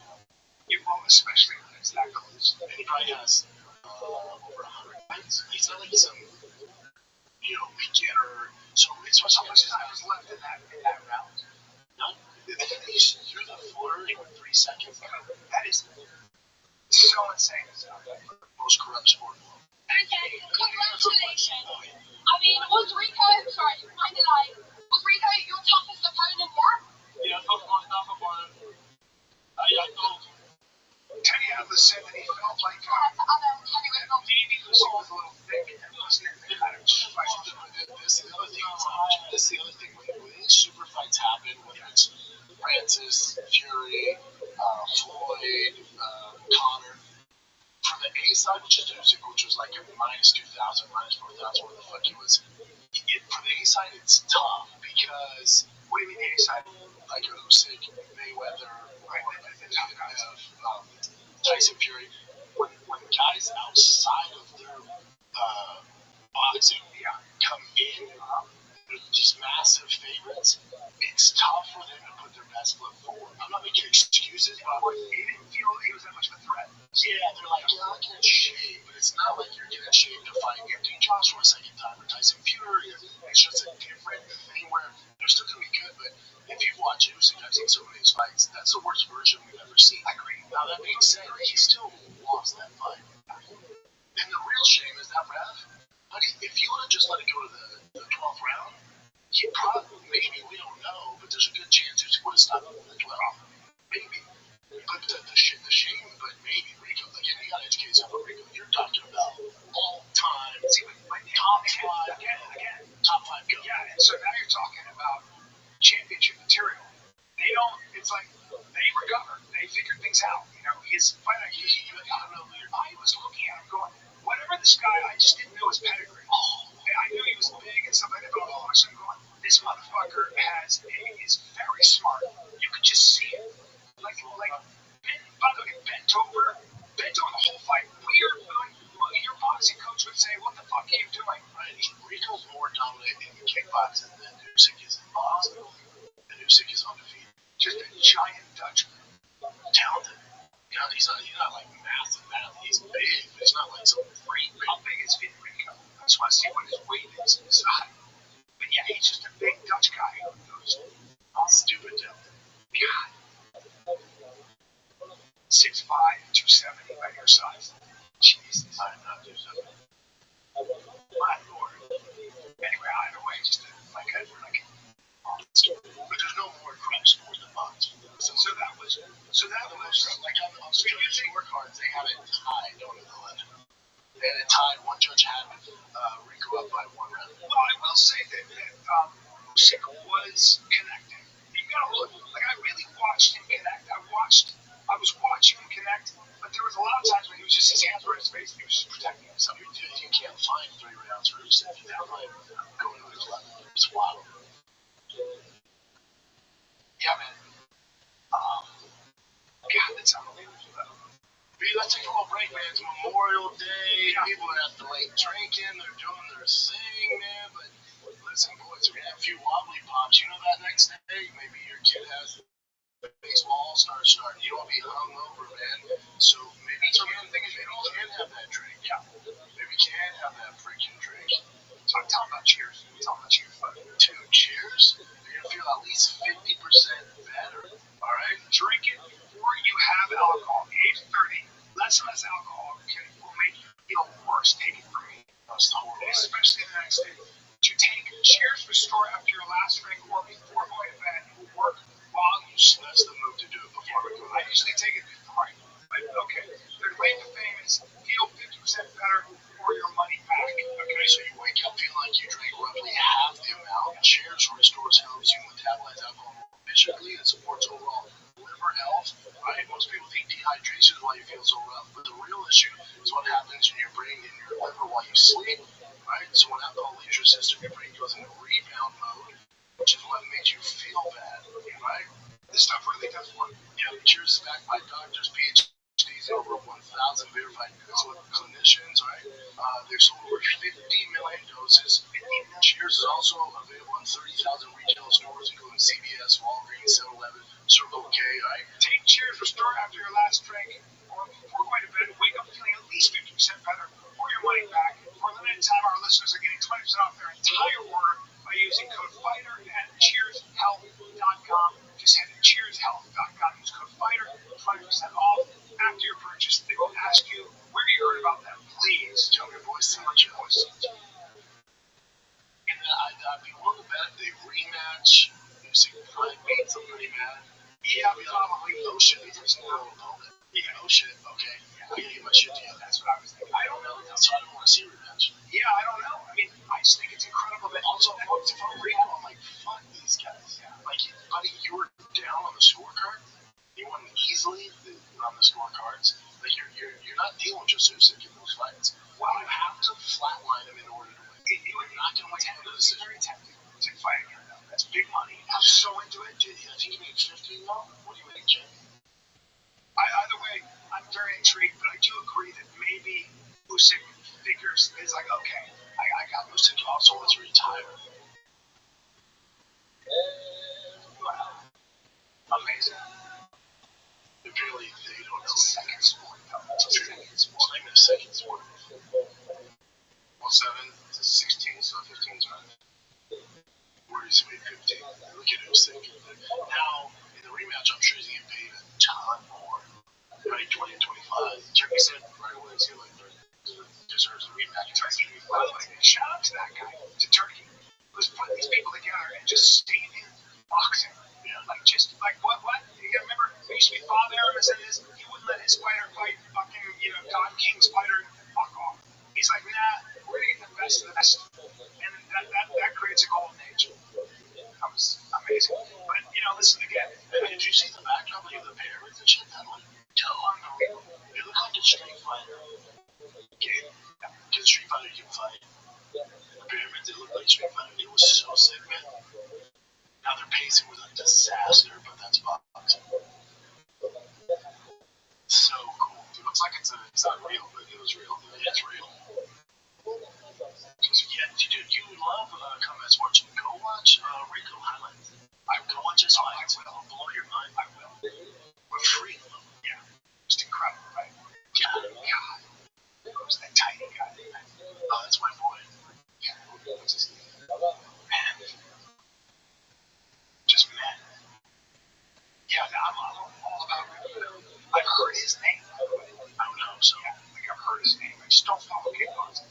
Is it K1? Glory? Yeah.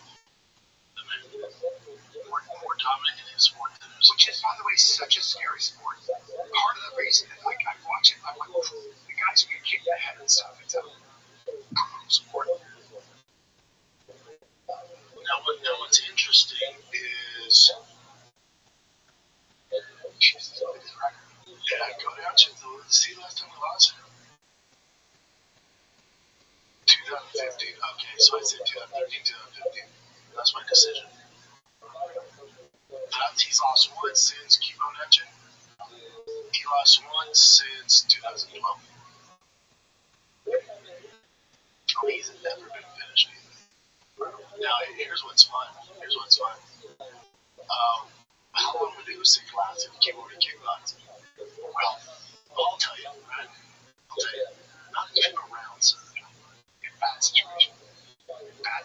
It's literally, I mean,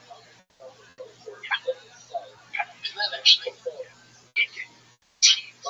He'd get front kicked. He'd get placed the leg. He'd get absolutely destroyed. He'd get knocked out with a shit to the morning. If it did last one round. Isn't it interesting? Yes, it is. You don't want any part of those shins, those heels, none of that. It is. And this guy was able to.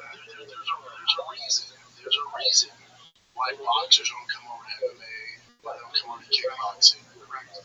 You'll notice you'll never see a boxer call out Francis Ngannou or Sean Strickland like, "I'll see you knock gun." Oh, this will take 30 seconds. Yeah. Dude, have you ever seen a boxer call out an elite wrestler? No, you know what? That would honestly show your weight on your back or front foot's not going to work. You're not going to trouble. Out of all the combat sports, boxing's the easiest. Yeah. But you should learn boxing because head movement, foot placement, you got to know it. I'm just saying there's a reason why guys can go to boxing and make tons of money, but you'll never see boxing stars come over to any other combat sport. Now, how long do you think it's going to be a really good wrestler and have your pretty money, but you still need to get down and check in a guy who's a really good wrestler that boxes at a high level? Andrew Young. Very good boxer. Professional boxer. Well, no, he's MMA I'm talking about boxers. Oh, yeah. Boxers. You mean to go into that? Yeah. People trains Muay Thai. he's so well done. But now Peter Young can just fucking lunge handed to him. He can be against an elite wrestler. Handed to him. Yeah. He can take him out and done. Yeah. Wisconsin on the turn world class a little too loose. He's got some good hits. For MMA. Yeah. But if you like RAF, they get like an actual like world class wrestler, he gets destroyed. Yeah. Yeah, man. It's interesting. It is. It's a good take. Good take. Look, at the end of the day, Usyk did drop 11. You know? But he lost 10 rounds. Yeah. He's the most dominant. He's the face of body. He's the pound for pound war guy. He's my favorite. I love Usyk. They're my fucking favorite. But there's so many these guys that are taking these super fights like this. Be careful, man. Of course. Because the guy you're fighting, so for Rico, it's a legacy fight. He's not as big as a name as Usyk, and you're coming into his genre. And so for Rico, I bet he worked harder than ever. He's like, man, this is my moment. It's your big most payday, most eyeballs, everything. So for him, it's you're dealing with a world class guy coming into your arena. And for Usyk, he's like, I beat Joshua twice, I beat Fury, I don't need any boxer. Like, I'm gonna fuck this dude. That's what I'm saying. So it's tricky for him. Strategy. Like, just whatever he decided to do. But here's my thing with like Usyk has fought guys that have tried that. That's what I'm saying. It's like, So it's like, I'm gonna bend over and I'm just gonna press the fight. Good luck with that. but that's what big guys do that against Usyk because he's the smaller guys. They're like, all right, I'll just pressure. Use my size. And Usyk's like, cool. You know what I'm saying? Probably overlooking him. That's why in the rematch, Oh, okay. So you're saying Usyk will be like, got it. My bad. You'll go lots of my bad. I got this much. okay. It's similar to like you watch Fury versus Francis. You're not like, man, that's the best version of Fury I've ever seen. And he did well. He did well. So Joshua went. Oh, okay. Francis can't box a little bit. Boxing, I got this. Francis, come in. Yeah. Get out. Get the fuck out. Get out. different. Different. It's a tough gig. These super fight. The way Jake's talking to Francis is cracking me up. I'm like, yeah. I mean, you want another broken jaw? I mean, what is it about these giant black guys that you want a piece of? That's a Cameroonian super athlete. Yeah, but then with Joshua. How about the picture I sent you? Yeah. On that too? Yeah. The French guy's Cameroon. Yeah, but for Jake, if you're familiar with Joshua, you're not scared of Fred. Yeah. But you kind of should be because that guy can wind up. Yeah. Jake can get on his bike and rest. Last few rounds, you're going to have to contend with that uppercut, that right. It's going to happen. Now, Francis is a far cry from Joshua. He is, but he's still getting laid around. So I'm not saying he's even beat him, but he's even much easier time with Francis than Joshua. Jake Paul's got balls the size of fucking church wheels. He's a athlete. He's just brave. Yeah, what's the definition of brave? How much did he make fighting Anthony Joshua? I would jump into a pool of alligators for that money. Yeah. Oh, I'm sorry. Get all the fame and cameras and fight Anthony Joshua for 6 rounds? $184 million. 92 right now. So they split the purse, so $92 million each. Right. He said, we had to do something with that. So this is the snuggles. Right. I would fight Usyk and Rico Van naked on Netflix at the same time for $92 million. Hey, dude. Hey, when I love your family, I would kill you. Oh, yeah. Right. I would like to treat. I'll show you. Ring. Yes. Listen, man. We can't stand by, man. He's killing the show. Could you kill him right now and we'll pay you $90 million? Like now, you want me to finish up just now? Yeah, just get second. I'll keep it up. my kids. I did my kids. So what you're not saying, so when we say brave, take it easy. Brave is firefighters rushing into a house getting paid $90,000 a year for like Brave are cops making $75,000 a year to defend your freedom. Yeah. Fighting Anthony Joshua on Netflix for $92 million to me is not brave. I'm not trying to fight knife in your back, and the last thing you hear is I go, I'll coach their team. Yeah. Yeah. I'll coach them. And I expect nothing less. Yeah. Because it's 92. I wouldn't say like, yo man, the he's on your kids don't ever want for any. Yeah. You know what I'm saying? It's like brave. It's like, yeah. Answer your question. $92 million. We've been at this a long time. You get $92 million to fight somebody. Might my peak a little bit, yeah, but yeah. What church do you come? Think about it now. $200 million. And I'd be like this. But you have to be very appreciative. Oh, thanks, man. Like, you're not gonna be like, what the fuck, $200 million? Like, thank you so much. And then as soon as you get home, you're like, you believe my fucking thing? Yeah, I got $200 grand. And I'm probably like, we're lucky. This is great. This is cool. Let's get us $95. Let's get us to the year. $5 million. Yeah.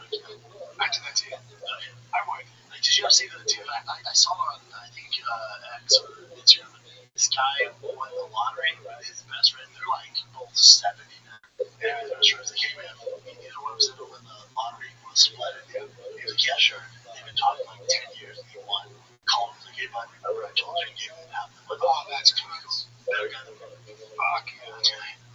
But I would do it just, I would be like 100% give you.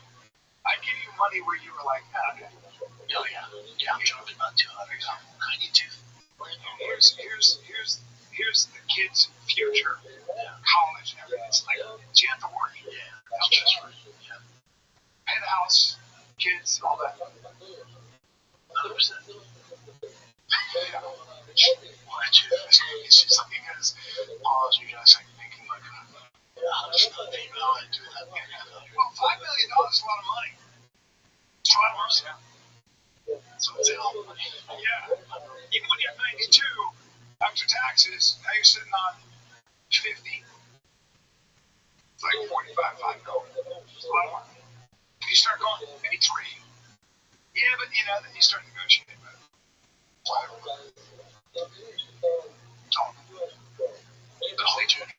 I saw the craziest fucking documentary. It's called Something Upstairs. It's on Hulu. Look it up, Jim. Kids Upstairs, Something Upstairs. Buddy, you wouldn't lose your mind on this documentary. Alright guys, I can talk to you about Shopify. Okay, Shopify is the commerce platform behind millions of businesses. You know this, Brendan. I'm talking about around the world. 10% of all e-commerce in the US. 10% from household names like, you name it, to brands just getting started. Use Shopify. You get started with your own design studio with hundreds of ready-to-use templates. Shopify helps you build a beautiful online store that matches your brand style. You can accelerate your efficiency. It's unbelievable, man. It's basic. And best yet, Shopify is your commerce expert with world-class expertise in everything from managing inventory to international shipping to processing, returns, and beyond. Dude, what about the iconic purple button? Shop Pay button. And I spend way too much money because it makes it so damn easy to check out. All you gotta go to is turn those what ifs into cha-ching. With Shopify today, sign up for your $1 per month trial at Shopify.com/fighter. Only button. Go to Shopify.com/fighter, all lowercase. Shopify.com/fighter. Cha-ching. Yeah, so we have a little technical glitch, and now all the energy's left for his body. I'm gonna get it back in your body, buddy. I'm gonna get it back in your body because this is America, and now you gotta be looking at what's right, not what's wrong. Now tell me about the Hulu doc that I have to see. Because it's called The Nightmare Upstairs. It's The Nightmare Upstairs. Brandon, I want to quit on too. He's got a doc on Hulu called The Nightmare Upstairs. I did it. About you know what? No spoilers. You see these kids say their dad touched them, and then the state gets involved, and see how corrupt the system is. So they can legally, by force, to drag the kids out of the house to visit their dad. Yeah. If I'm a dad, I'm like, I'll circle back around. I'm not gonna have cops force my kids to fucking see me. Right. But he fights for them. But then you get into the legal side of things. He has to get representatives, lawyers, all this. Nobody wins. And they show so many cases. Personally, I've seen. Yeah, let me finish, brother. They show so many cases where people eventually just run out of money because they're trying to defend themselves, trying to get custody of their kids. And the court just keeps adding case. They run out of money. Yes. But this one's weird. Watch it. Tell me what you guys think. I will watch it. It gets a little weird. So basically, these kids don't. The court's like, hey, if you see your dad, the kids are like, fuck that. They lock themselves like literally board off their bedrooms so they can't access the room, and they're in there for like 85 days with snacks. They're live streaming. Mom's doing TikTok about it. And she's getting like sponsors and endorsements. It's weird. Yeah, well, I happen to think that there are terrible people in the world, and some terrible people do terrible things, like obvious things like murder, rape, and there are people that literally will use their children to get back at someone else. And I personally have seen this twice. One, it resulted in, both of them actually. Both of them. One resulted in him never seeing his boys again because the wife got so mad at the way he handled the divorce. Money was. She used the kid. She did. But in this case, they turn the kids out. When they're young, you can turn the kids against them. But that's why, like, this girl was like 6 or 7 and stuff. She was saying, very easy to turn a child. But just the kid, my thing is like, Bossy sits out there, John. Like, do you think you get down to say that? Do you think he carries on with that? Like, even under some hard scrutiny, cops have him in a room. They say that is possible for children. I don't know. So they see it. I think if it's supposed to get 6. Eventually, the kids are like, all right, my mom told me to say it. Somebody I knew very well, very, very well, for many, many years. I watched that divorce, and the advice I gave him was, listen, let bygones be bygones, accept it. He didn't, decided to get vindictive, and she said, I'm taking the kids, and he ended up taking his life. So, now he had issues, other issues. Well, I know you don't. Yeah. But the point is, that shit never ends well, man. It's just, and there are people that would use kids which give back. With this where it's even worse is the boy never says his dad touched him. And then he sees this therapist who's like his role model. Yeah. And then he's like, oh, my dad did touch me. The therapist says, I remember certain memories when I dreamed. And then he has a shrine of the therapist. It's a little weird. So you know that repressed memory stuff? I think his name is Fielder. He completely, they debunked that shit. Like that repressed memory shit through therapy has been debunked. This kid's also zesty.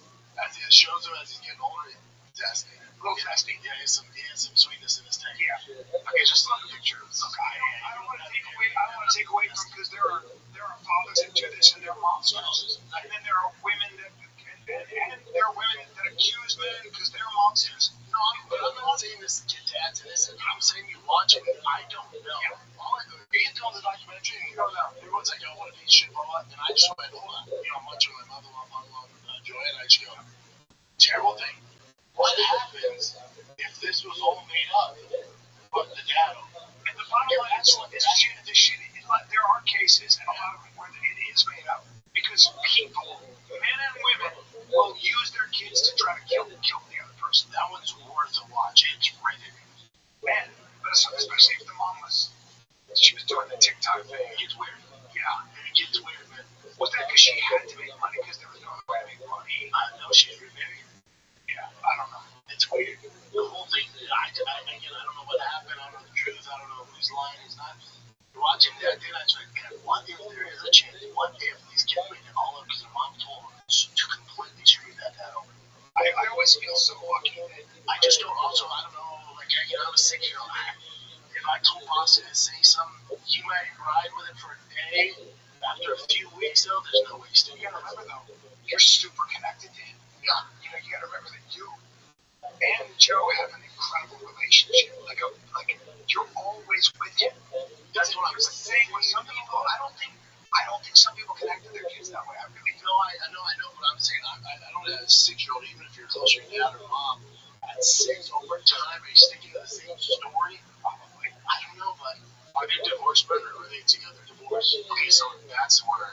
Okay, so even they're saying when kids go to the mom, is that it's like imagine even more of that. Mother constrained, dude. I've seen this. I've seen this as I'm older.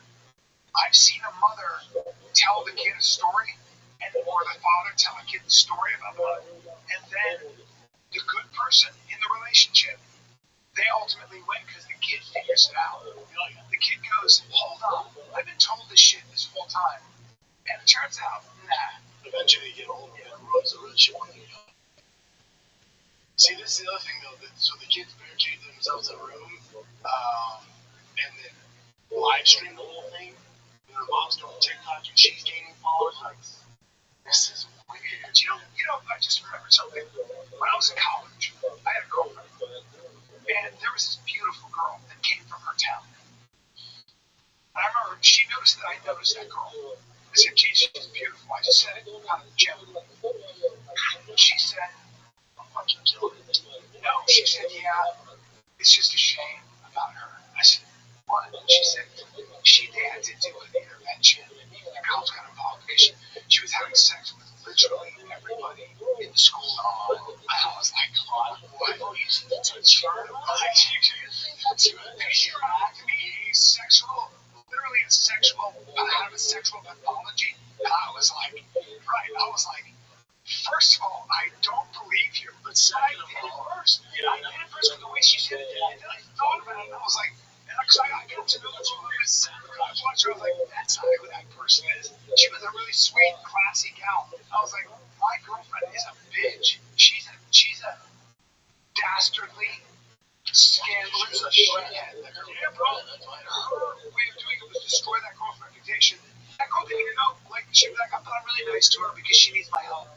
I was like, oh, you scumbag. Oh, she know that makes her way on. Oh, my God. I was like, oh, no, you really? She's a turbo slut. What? Oh, that's terrible. She fucks everything. Everything's okay over it.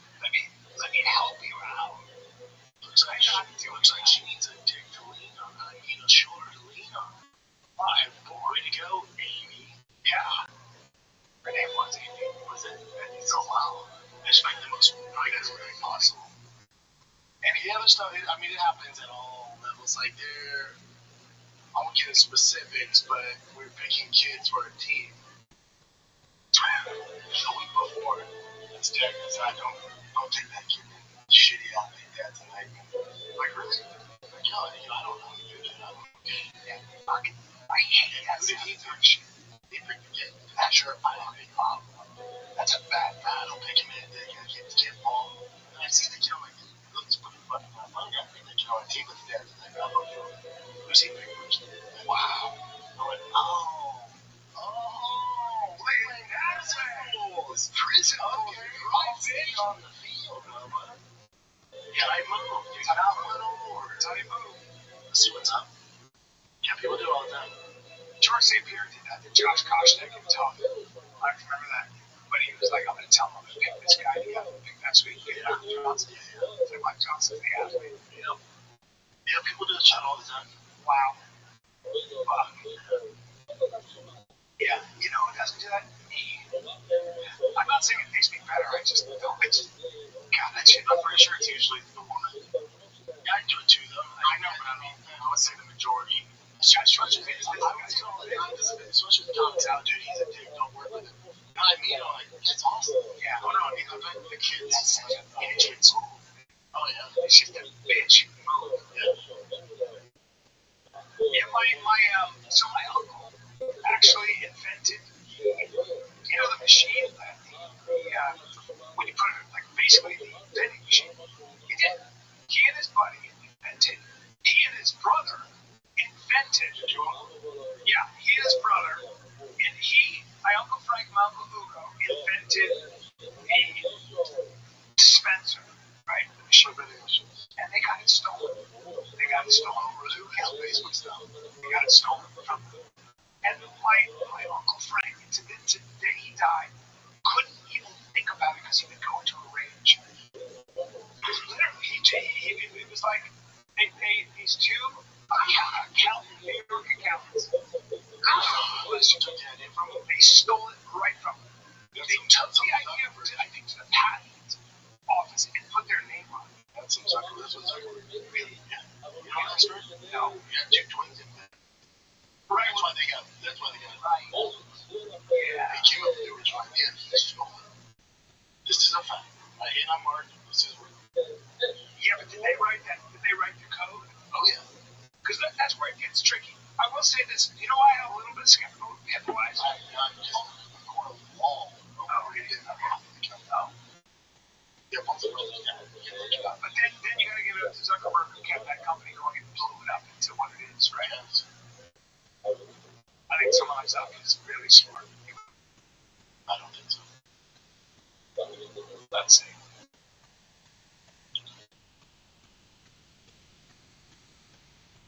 Oh. He didn't lose a court case proving he stole Facebook. Or there is evidence that he used ideas and work from classmates while creating it. They helped develop social networking site called it. They hired him. Okay, Harvard Connection. Okay.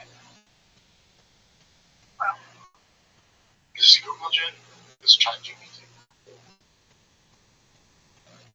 but yeah, there's some. I think that was controversy. There's some, to your point, there's some stuff going on there, right? But yeah, you got it. So the word small Facebook is large amount of interpretation. Damn. Zuckerberg personally wrote the code that became Facebook.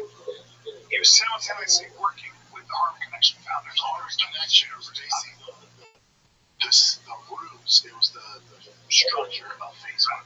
He took that and carried it on. Well, Just choose to a DRD. yep. Weird. Interesting. And I'm pretty sure, see if this is just ChatGPT. Like, no, I don't trust any of this stuff. You know who came up with Flamin' Hot Cheetos? Oh, I know, but this is janitor for Freedom's Legs. That's what they said. I saw the story behind it too. Is that real, Jim? It's super like it's like you can formulate it, but he came up with hot Cheetos. it's a tough one. I will tell you what. That's the person. For years, the popular story of Richard Montez, who started Frito-Lay as a janitor, became a video. This season, like Cheetos with chili powder at home. Pitching to the company leadership, that story became the basis for public speaking engagements and a movie, Flaming Hot. Investigation. I can't trust that. According to Frito-Lay, they already developed that Frito-Lay headquarters. Come on, bro, don't come out on Frito-Lay, man. I remember he's still killing it though, so is he done that? Yeah, like he does like speeches across the nation. It doesn't sound like he got paid either. But he's killing on the other side. Doing speaking. What if he's just full of shit? I think, Yeah. What if he's just full of shit? might be, people get weird about things, especially. Well, he did become. He started off as a janitor, then became a marketing executive. It's cool for him. Those speaking engagements, they give you $1 zillion. I don't know if I just sell it, but they make some money. Hundreds of thousands of Japan. Yeah. You'd be surprised at how often he's not booked. Yeah. Let's just see his number. But he might make sometimes like 10 million. He's worth 15 million. Wow. I don't know, he made it to. But he was at executive vice president. Yeah, that's big. So he's got stock and stuff. He still claims he created the Flamin' Hot Cheeto. Yeah. You'd have to be Latino. There's nobody like some white boy named Craig who's like, I created that. Correct. I'd learn how to bag today. Right. I'd have bagged today. Push myself. You gotta push yourself a little bit. As it goes pepper. I know when the C4 would have shit my pants. I had some delicious Persian food. Now it ain't light. It's not a light cuisine. Heavy meats, stews, rice, but breads. But damn, it's a place called Roya. Went there last night. Out here? Yeah, not far. Not downtown. really good. Really good. Oh, yeah. Outstanding. Who'd you go with? Our neighbors. Good peeps. Some final work. Finalists. Kebabs. Oh, those are really good stew. It's no joke. Really cool atmosphere. Good red right there. That's a rice. See that? That's rice. They take it from they burn it on the bottom and then turn it over. That's that. That was so good right there. Oh, yeah. There you go. Alright, Chad, what do you got for us? Alright. Auto parts, bro. I need auto parts. I want a friendly staff. I want a knowledgeable staff. I want to make sure they got the parts in store or online. You know, we roll with one shop only. That's O'Reilly Auto Parts because they have thousands of parts and accessories in stock either in store or online, so you don't have to worry if you're in a jam. Plus, whether you're a car expert or a rookie, you'll find the employees at O'Reilly Auto Parts are knowledgeable, helpful, best of all, super friendly, Brian. Professional parts people at O'Reilly Auto Parts are your one-stop shop for all things auto do-it-yourself. You can find what you need in store or online. Stop by O'Reilly Auto Parts today. Visit them at O'ReillyAuto.com/fighter. That's O'ReillyAuto.com/fighter. O'Reilly. Let's take a little break here. You're listening to this podcast, and I know you've got a curious mind. Here's a helpful fact you might not know yet. Drivers who switch and save with Progressive save over $900 on average. Oh my God, that's so much money. Let me get super simple. Pop over to Progressive.com, answer some questions. You get a quick quote with coverage options tailored to your choices. Plus, you'll see which discounts you may qualify for, like unlike quote discount savings for paying in full. In fact, 99% of Progressive Auto customers earn at least one discount. See if you can save when you switch to Progressive. You'll feel good about making a savvy choice. Visit Progressive.com, see if you can enjoy a little extra cash back. Progressive Here's the insurance company in Philly. Section Armstrong with savings of $946 by new customer service who saved Progressive between June 2024 and May 2025. Potential rate savings will vary. First, I didn't think it was real. I woke up to this blinding light. I was transported to another place. Pluto TV. I heard a voice. Come with me if you want to live. There were thousands of movies and shows, and they were all free. Each person is just so beautiful. On Pluto TV, free streaming of Terminator 2, Fringe, Arrow, The 100, and X-Files may cause excitement, loss of sleep, and some belief in extraterrestrials. No credit cards or alien account is necessary. Pluto TV, stream now, pay never. The first one, okay, so you know, Sassy Bush. Like, what's this randomly to show this kid do? What happened here? That pneumonia was actually, how old was this one? 41. That's so nuts, dude. What happens? Oh, we get rapidly progressive to substance. So yeah, it was in a racing simulator.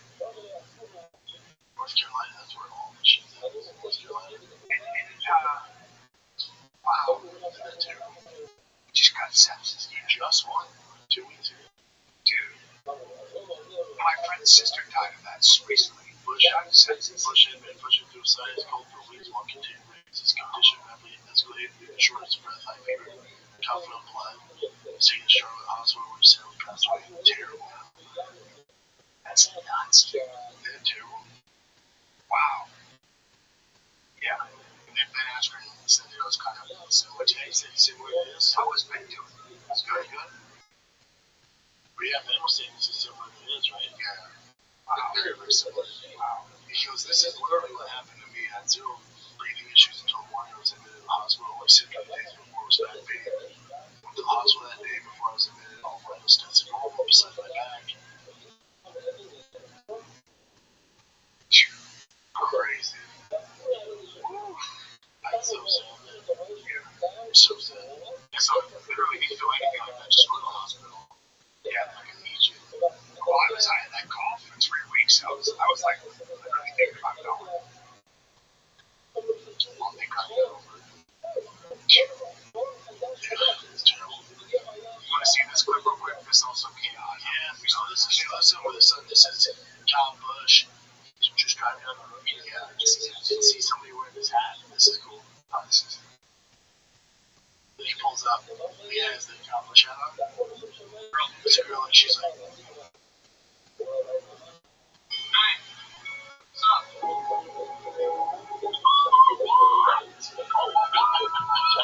He's all, "What's up?"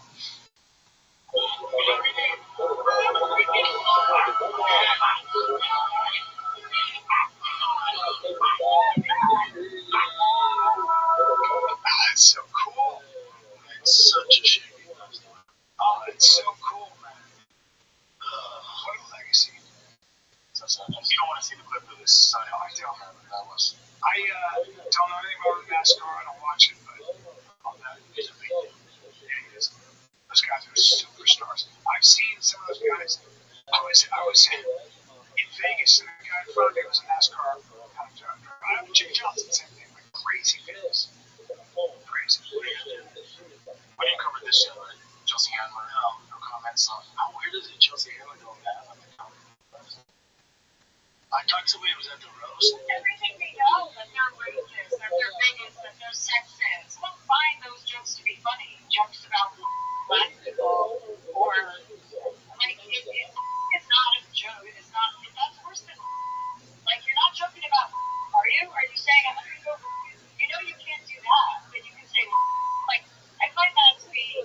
I don't know. You know, people are like it's a roast. You go for it. I'm like you can go for it without being gross. Then making fun of Cheryl Underwood's like dead husband committed suicide.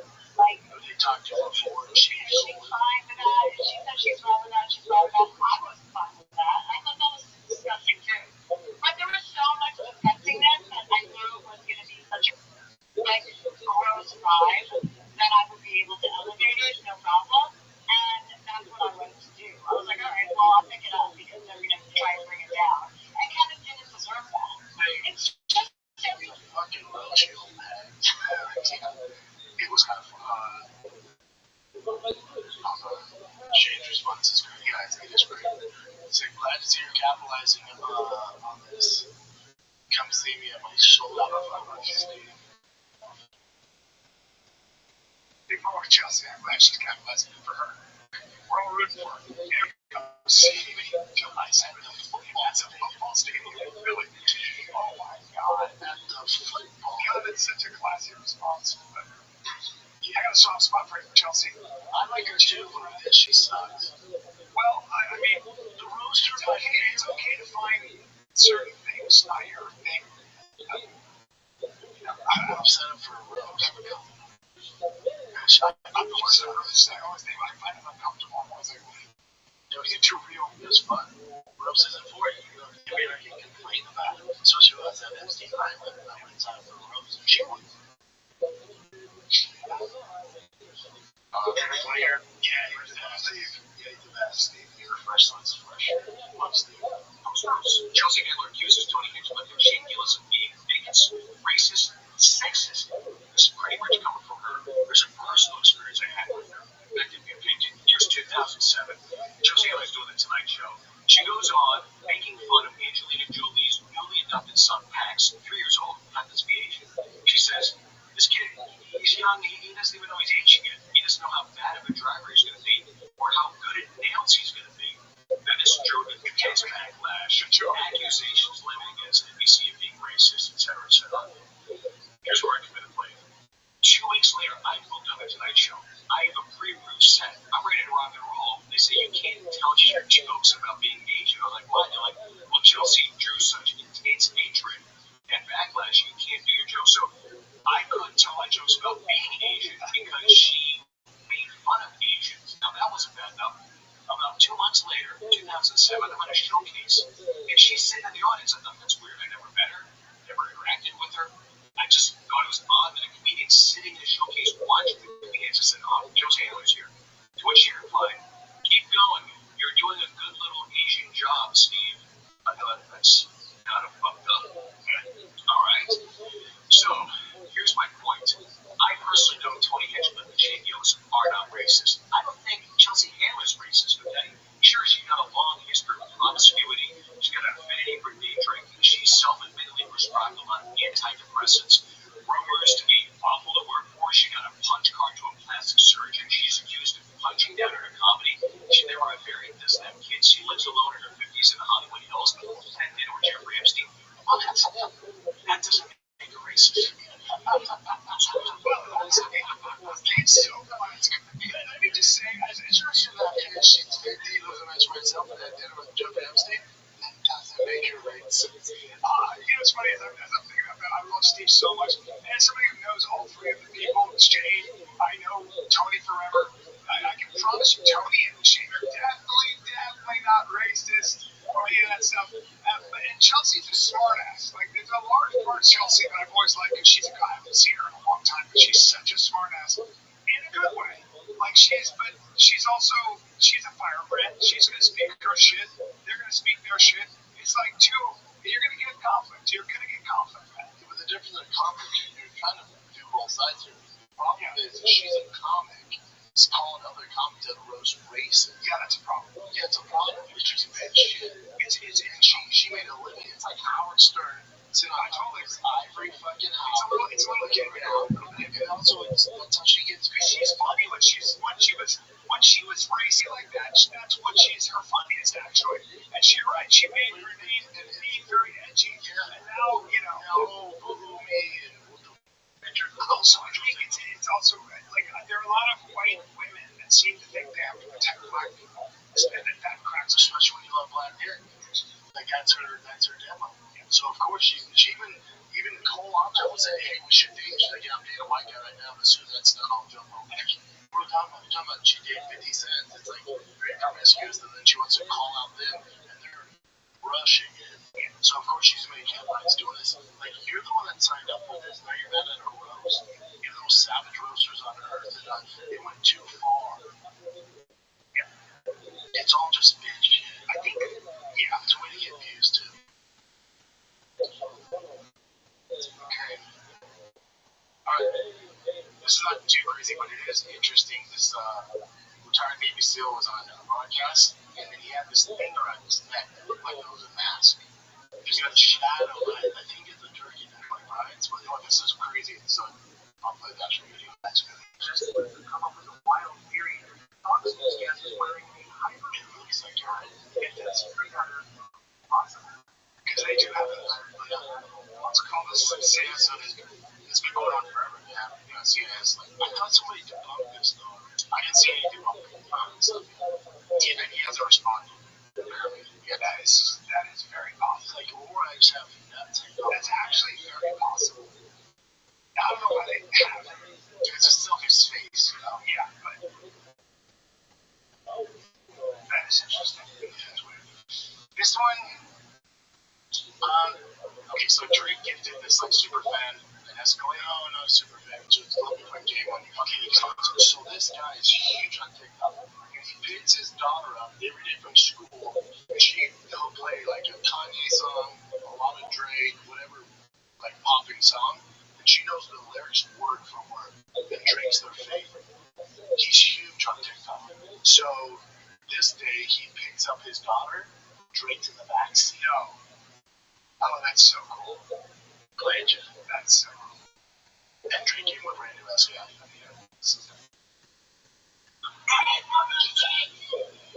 There's Drake in the back.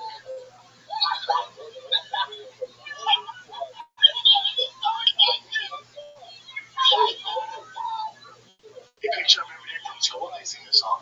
It's cool. She knows all the words. Oh, maybe I was really. Jane, go to his profile so you can see what he does. And so Drake gifted him so cool. Don't go down to one of the new ones. So cool. Don't go to ones with the people. So go. No, we don't want the newest one. Go to its original shit. Keep going down. He picks her up. But I want to see her. Like go to that bottom left one, Jim. Yeah, to that one. That's what they do every day at school.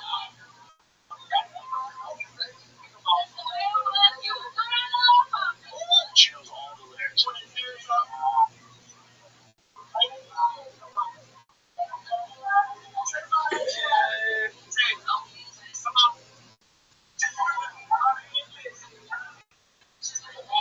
So this is what he does every day when he picks kid up from school. Go to another one, Jim, of her rapping. Oh, I see. Is there anything where she sees that it's Drake for the first time? Yeah, that's the way I suppose. Like, go to that one other than hopefully it's rap. Any of those three, Jim.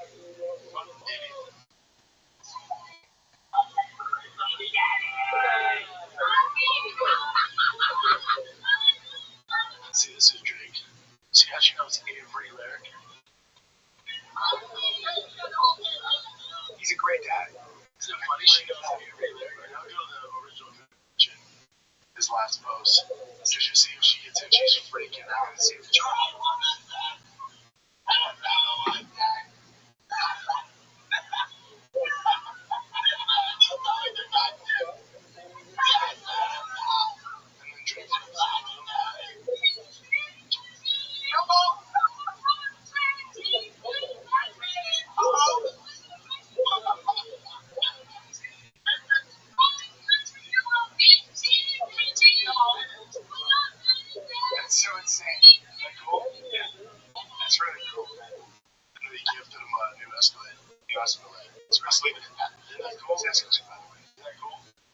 Yo, that's crazy. It feels like. You guys want to cover this song? Yeah, this is so weird. The shooting for the White House. This guy got caught. I just saw those shooting. What happened? He had been trying to get out of the White House for a long time, and they all knew who he was. He would come by and go, "Hey, can I get in?" They were like, "No." And then he just shot 30 shots. They killed him, and then unfortunately, some bystander was hit. It was in critical condition, but now should be in serious, which is at least a little bit better. But yeah. So he would just walk by the White House, they just fired him. Yeah, and then they also can't get close. It was kind of crazy. Yeah, he was arrested for it. This isn't like violence. This is just a crazy guy. I don't give a fuck. You can't have it. See him. Nothing Brian say. It's not someone that's trying to. No, it's not like he was saying, he's Jesus Christ. Anybody can be. Maybe he was like, "Hi, I'm Jesus Christ. Can I get in there?" Jesus was like, "No." Yeah, no, this isn't a political thing. He's just batshit crazy. Yeah, he's just batshit. But he can't have it. What are some of his analysis? That Mobland thing is crazy. So I talk about that. You watch Mobland? No. What happened? So Mobland's an amazing show. Season 2 is coming out soon, but they're filming season 3. Apparently Tom Hardy shows up late and keeps giving notes and shit. So him and I think the producer or the director got into it. And the director was like, "Hey, it's either him or me." And they decided with the director. Okay. Tom Hardy's great. I wouldn't think he would be someone that shows up late, but I guess no. But I guess it was that where they were actually literally having fights near him. So yeah, but all the co-hosts loved him. All his people with him were like, "I don't get it." I worked with him. He was awesome. One time and all that stuff. Yeah. How much later you? Yeah, that's a good question. When you're on, what you said when you're both acting, there's a lot of movies that you're not like, get that way. You don't want to agree. Let me know if you want to go to let me see that tennis player. Trump's thing was great. Okay, so let's do Trump. So there's a tennis player, I guess he lost, right? Yeah. And then his son came over to so crying.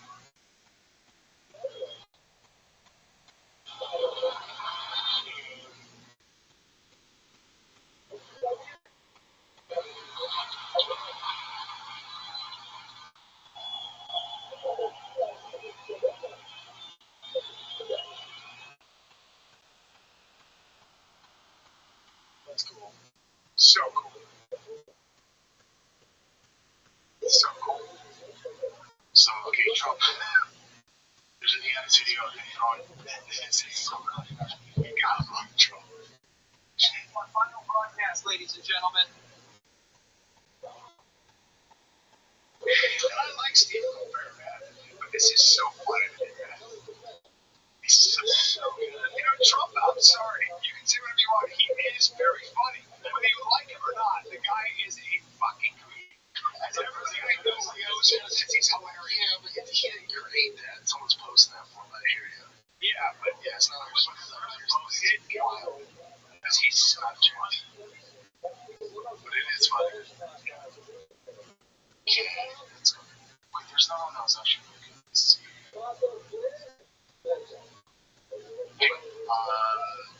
Since Hooters plans to do this. Yeah, so they're gonna dress them up as more family style. Whatever. Fuck you. Yeah. The point of Hooters is tits, dude. I would imagine. That can't go well. I mean, my guess is that they're trying to do something to increase business. Right? So sometimes it's like, I don't think it's working. You gotta change the name, though, right? I mean, they're going to Hooters, there's no titties, what are we doing? Yeah. Hooters still has brand recognition. Yeah, for Hooters, tits, baby. Their wings are fresh. I like their wings. They're nice. Yeah, the food's not bad. I want my wings and tits. What? You want your wings? Hey. I think that the boot part is they're going to keep the same, but they're going to have longer shorts. They kind of wear booty shorts right now. Whatever the case, if they think it's better for business, but I would be very skeptical if I were. But also, you do want to market towards family. You know, like that's families who are like, hey, let's go to the Hooters. That is a good point. Like sometimes I think Hooters was always like I thought of it as guys lunch thing when they wanted to go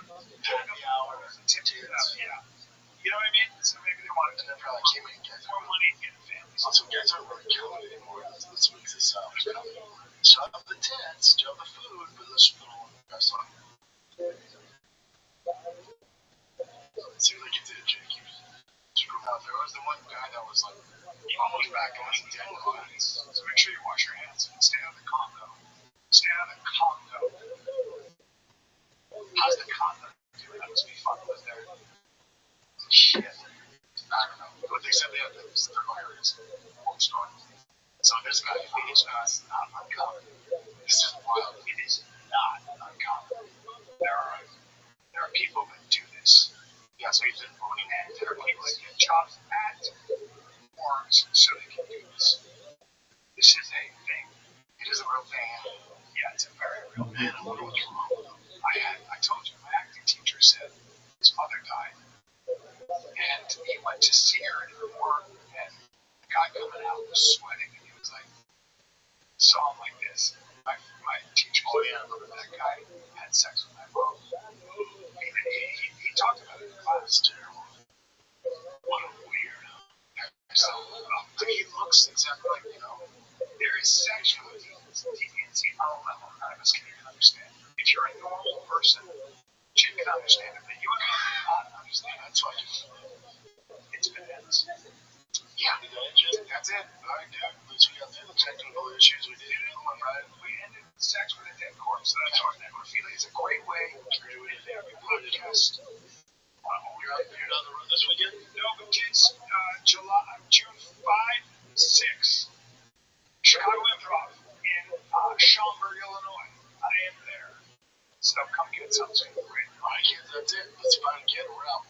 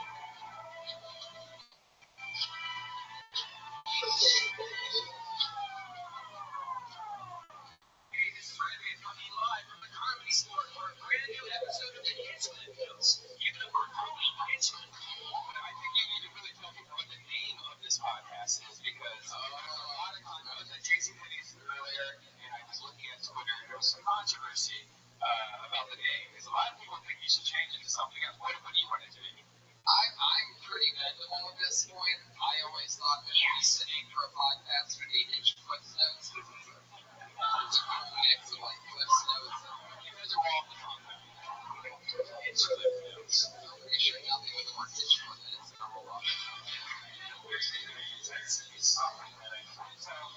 Super star.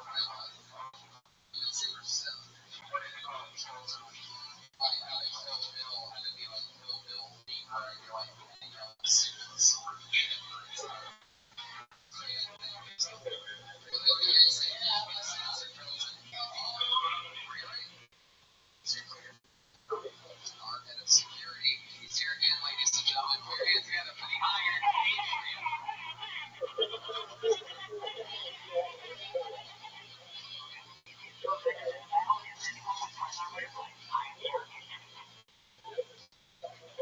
Unbelievable. That's how he got this in the first place. He showed up after episode 1 in that squeaky, fantastic uniform that we all love. And he came right up to me and he goes, Tony, I'm a big fan of the Death Squad. I'm a big fan of you.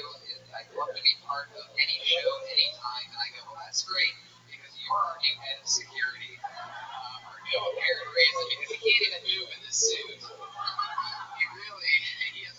doesn't know what he's looking at. He never knows which camera is taking the picture. And that's really what we love about him is that even though he has a huge stick of armor, there is one regular, very normal human being underneath it. Wait.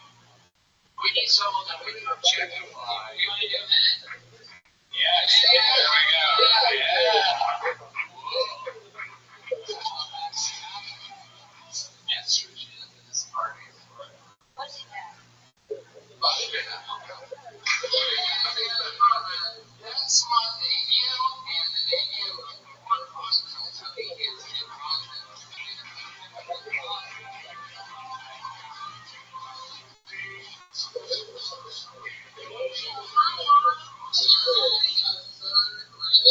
to the show.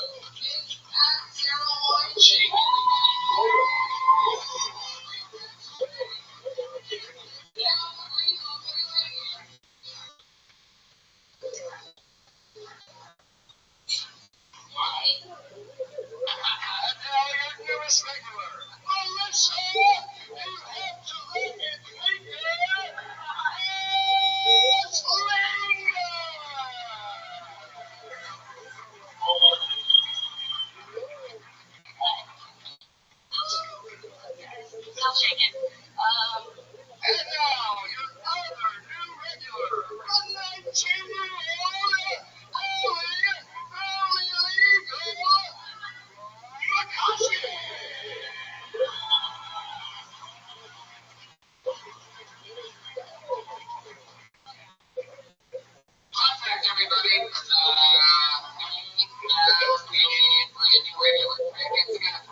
Vanessa Johnson.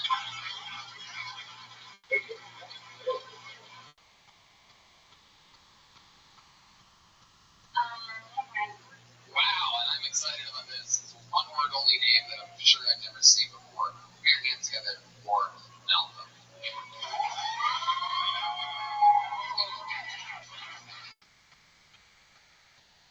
Austin Lees.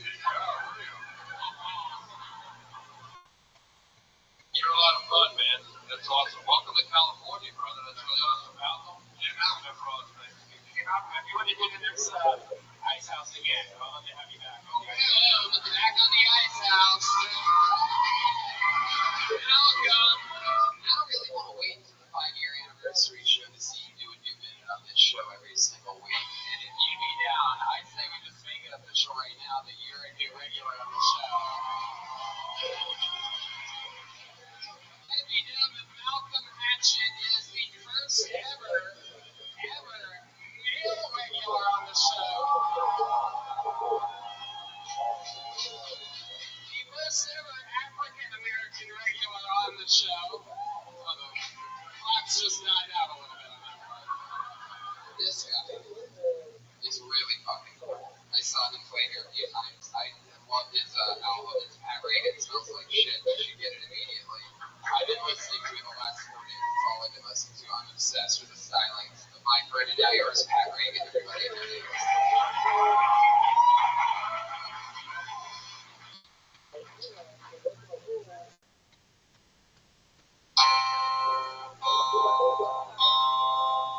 Big Cash,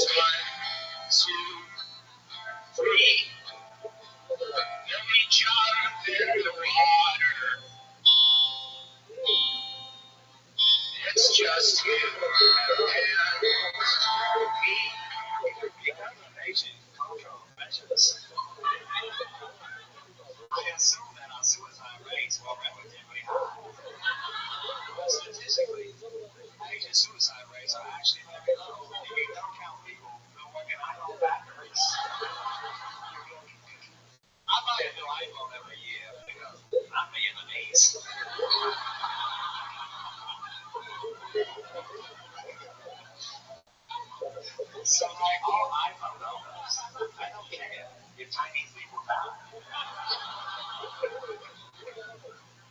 The technology is too cool.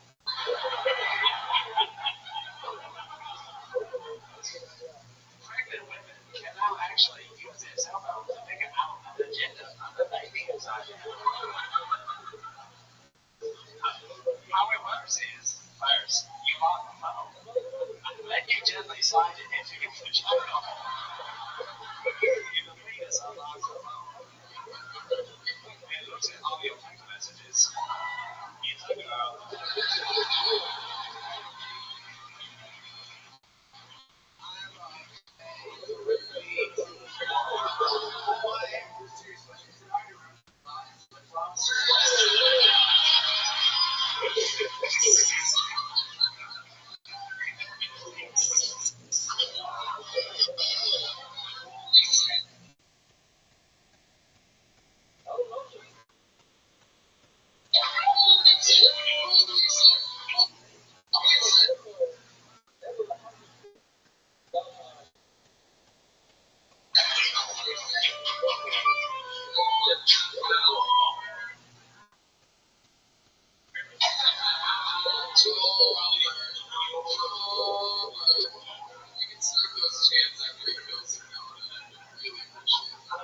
You're my best friend, Greg's dad.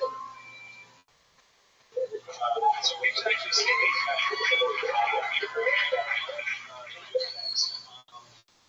yeah, they're nurse-loving douchebags, and you know what? I'm really surprised that Tony picked to be a douchebag. That's quite a stretch for character work for Tony Hitchcock. It's pretty fucking easy, dude.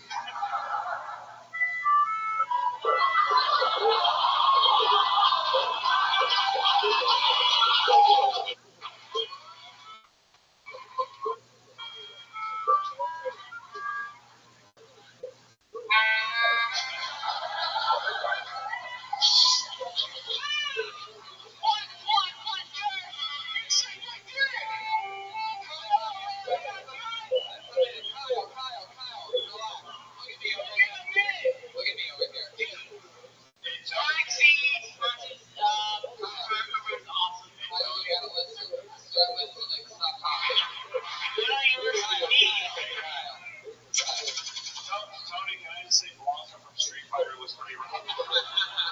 Alright, fuck you, bitch.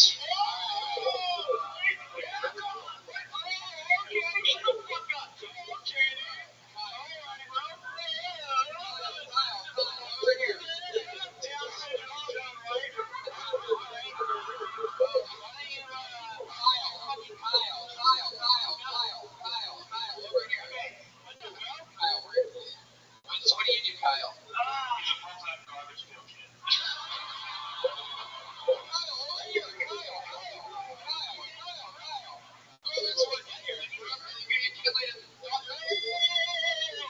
you go. Yeah, you've gone. Wow, Kyle Long, everybody. The cool guy tripping on mushrooms.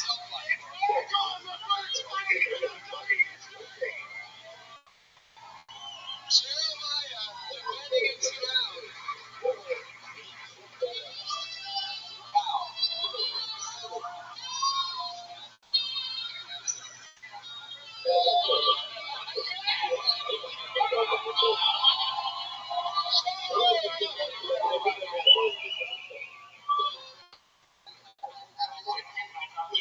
Oh, yes, you can. I've been watching Red Band Twitter, and I saw when you joined the tour when it got on. I looked at the file. You got the microphone down to the strange sound channel. That's what I put, and I put it to everybody.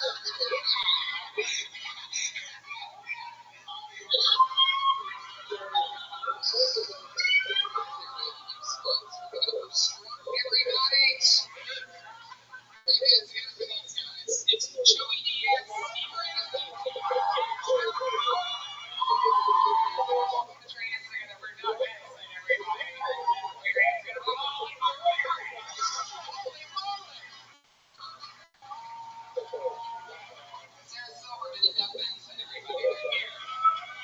Sinbad and Sebastian and Jimmy Carr.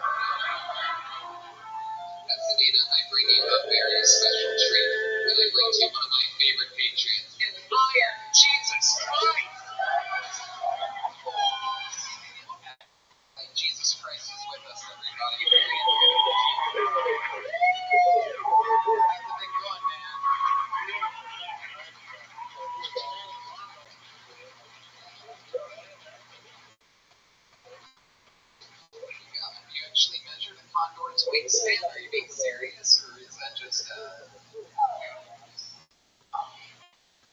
somebody to sneeze just now? I don't know if you heard that. Bless you. I know you missed something.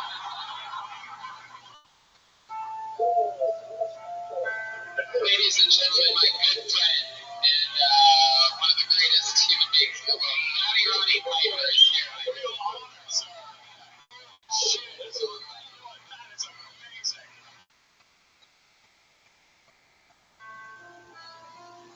Great Ralphie May, everybody. Ralphie, thank you so much for making it. I know you missed the flu in, and the busiest guy.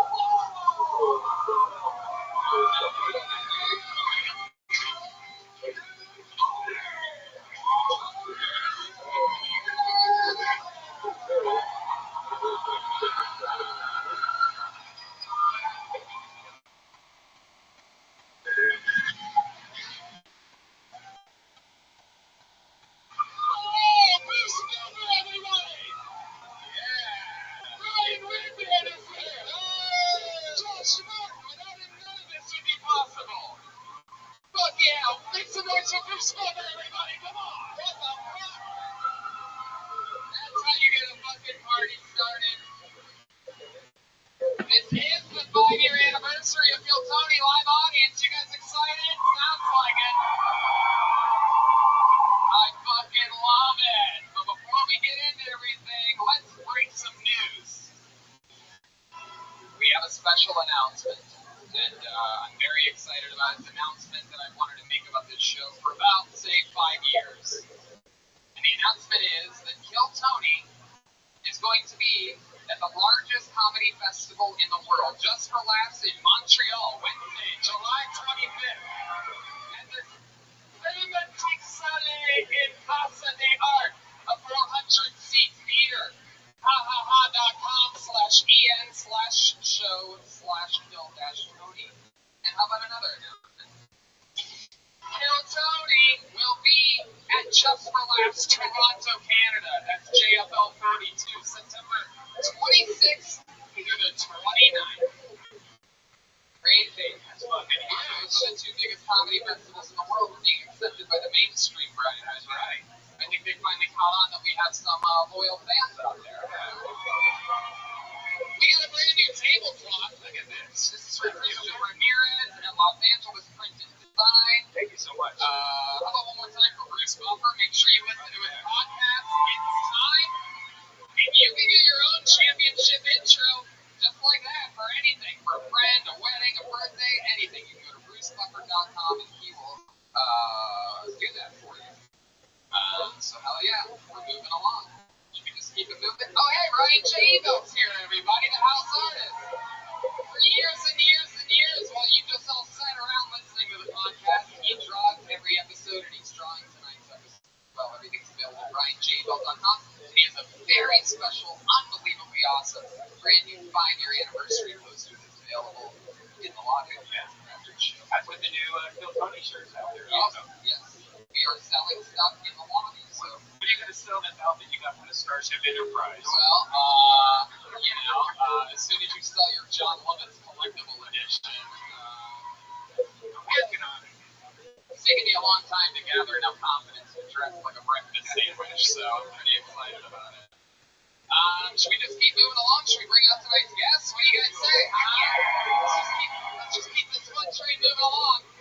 These two guys have both done the show multiple times. It would be an understatement to say that they are two of my favorite guests, two of the best comedians in the world. Ladies and gentlemen, I present to you the great and powerful Joe Rogan and Tom Irera.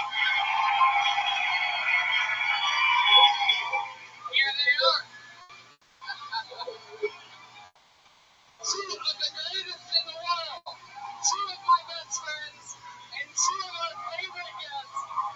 On Kill Tony. This crowd is fucking awesome. The energy in here is insane. We're just trying to ride that Bruce Buffer wave still. He's the best. He really is. Best ever. It's the best ever. Welcome back, Joe. Good to have you back. Having a lot of fun lately. Anything special coming out on Netflix in a few months? I don't think they're supposed to announce it yet. Oh, okie dokie. Nobody said it, so yeah. I want to play a Golden Girl. Dom Irera is here, ladies and gentlemen, one of our favorites. I believe he is our most utilized guest in the history of the show. I think about 18 or 19 times you've done this show. And you're why I'm pretty still here. Didn't he win some awards recently? Like, as a top comedy? Yeah, he won Comedy Central's number 39, greatest comedian of all time. You did, right? 39? I wish 39. I love it. Keep the fun train moving along, shall we? We have a band that performs every single week. They commit to different characters every week. Last night we did this in Portland, Oregon, at a sold-out Helium Comedy Club there. Shout out to that amazing show that we had. And Jeremiah was with us, and he was Professor Snape from Harry Potter. He always commits to a character throughout the episode. You never know what he's going to do. Sometimes he brings back some of the oldies and goodies. Sometimes it's a new one. And the rest of the band does as well. It's the best damn band in the land. It's the Kill Tony Band. Jeremiah Watkins, Schulberg Joe Jimenez, and Chroma Chris, the Kill Tony Band. Here we go. Oh!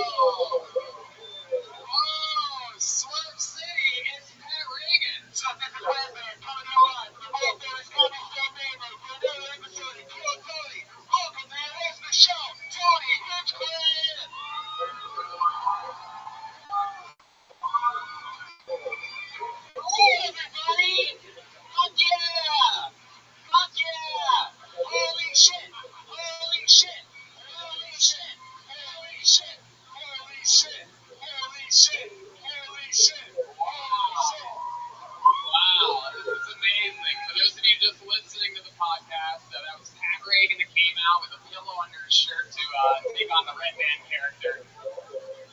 And then he brought up, I guess, perhaps Joel is supposed to be me, I guess. I didn't really know that I look like a Mexican Christopher Walken. But, well, when you're one of the top young rising comedians, you get close to the sun, you get a little bit of a tan, you know. Oh, yeah. Guys, welcome to another edition of Kill Tony. As always, I have some of my funniest friends. Tonight is no different. Please. I'm in the fucking Writers Guild. You're such a bitch.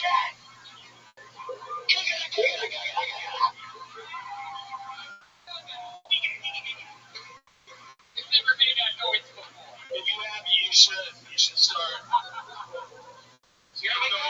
He's right. Gotta bring out my guest. Guys, please put your hands together for my guest tonight. Joe Rogan.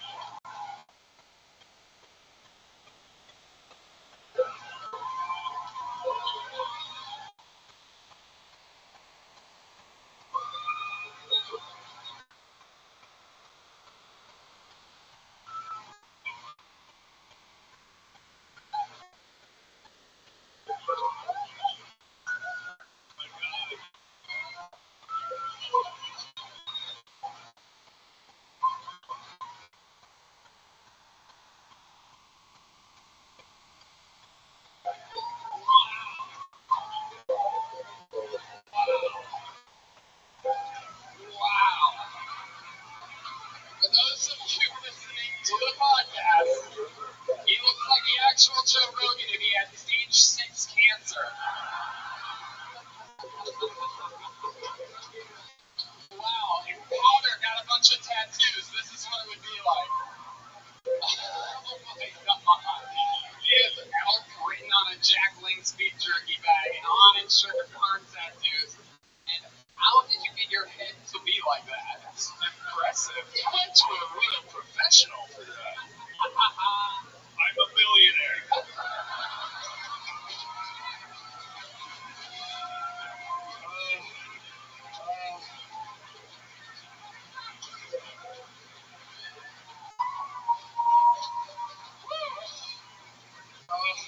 Holy shit. Oh my god. Oh yeah. My god. Oh my god. Isn't it amazing that somebody fucks him?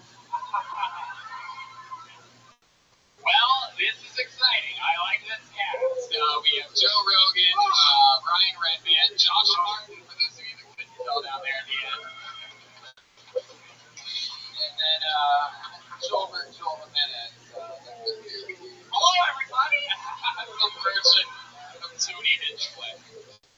Wow. Seeing right now. Yeah, I mean, I don't know if we're going to be able to follow that at all. This is going to be really interesting. I have a bucket filled with comedians' names. A lot of people came from around the world to sign up tonight. If I pull your name, you know how it works. You get 60 seconds on stage. You know your 60 seconds is up when you hear the sound of a kitten. That's not how it works, Brian. Get your soundboard to work, Brian. It's your one job, Brian. Jesus fucking Christ. Wrap it up when you hear the sound of a kitty, or else you're going to bring out the Angry West Hollywood Bear. Instead of making noises, fix your soundboard. What are you doing here? Just going to make mouth noises tonight? Wow, fuck yeah. Totally ready for the 5-year anniversary of Kill Tony. You guys ready for this shit? Get that fun on stage. And we talk to you about anything in the world. We find out more about you and maybe other stuff. Talk about what's interesting about your life. Sure. You guys ready to start this thing? It is the 5-year anniversary of Kill Tony. Live from the Comedy Store. Holy shit. Oh my god, Jeremiah, you are out of control. Look at this kettlebell, it's like 2 pounds. Oh, yeah. Alright, I pulled a name out of the bucket. Put your hands together. For Lydia Shaheen. Here we go. We got a lot of people stockpiled everywhere, so gotta give her a second. Here she comes from the right side, Lydia Shaheen. There we go. Come on, one more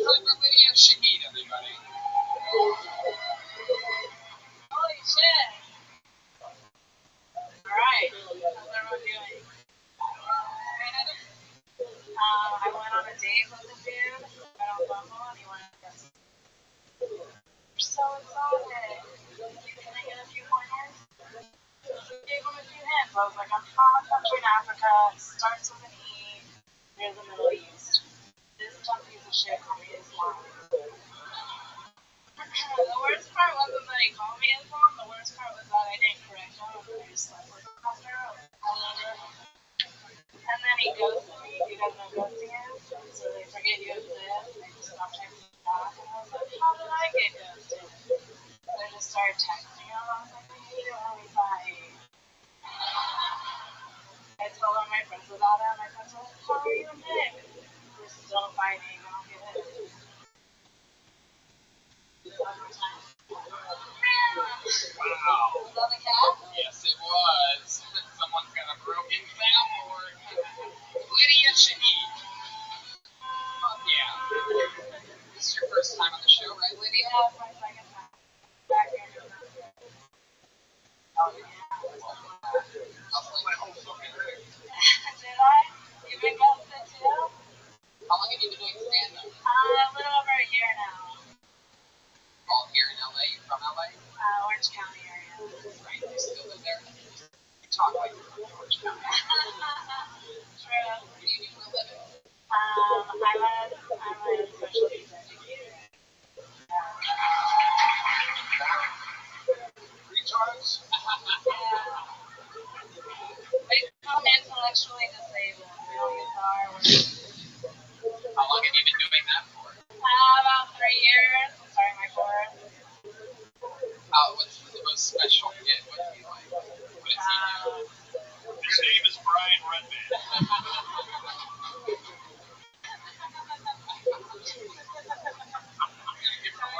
Too hard. I'm gonna give her a lot of credit for coming up here first. Yeah. It's a tough parts, but Yeah. But I mean, she's used to be the White House correspondent. Jesus just got hit by a retard.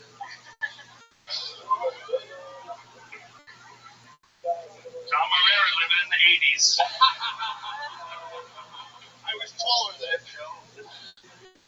I never got an answer. What's the most special thing that one of your special kids has ever done? Take off his helmet and just jump down the stairs. I mean, I have a kid right now that just kind of picks up shit off the floor and puts it in his mouth in high school, so he's never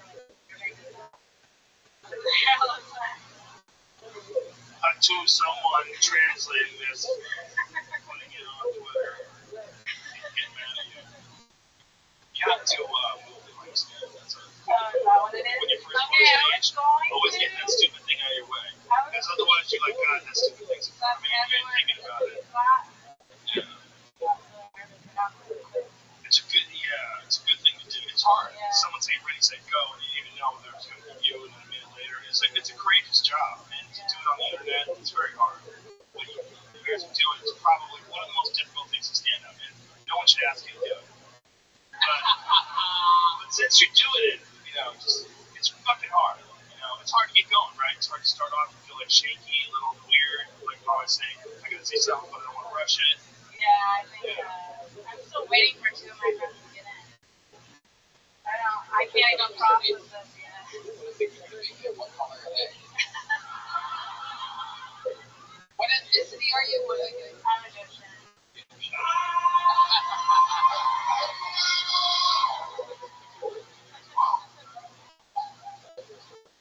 Joe, what have we gotten ourselves into? I don't know, Bill.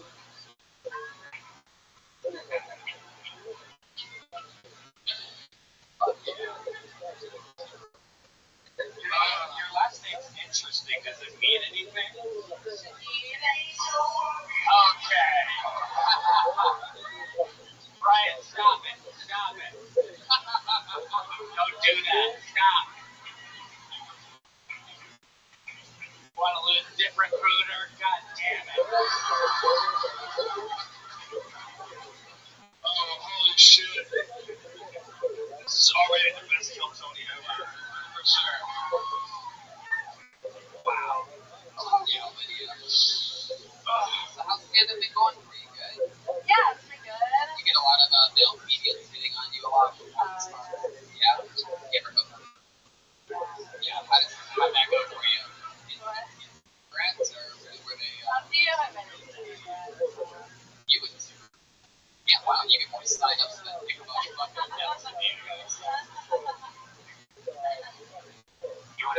Mike's house.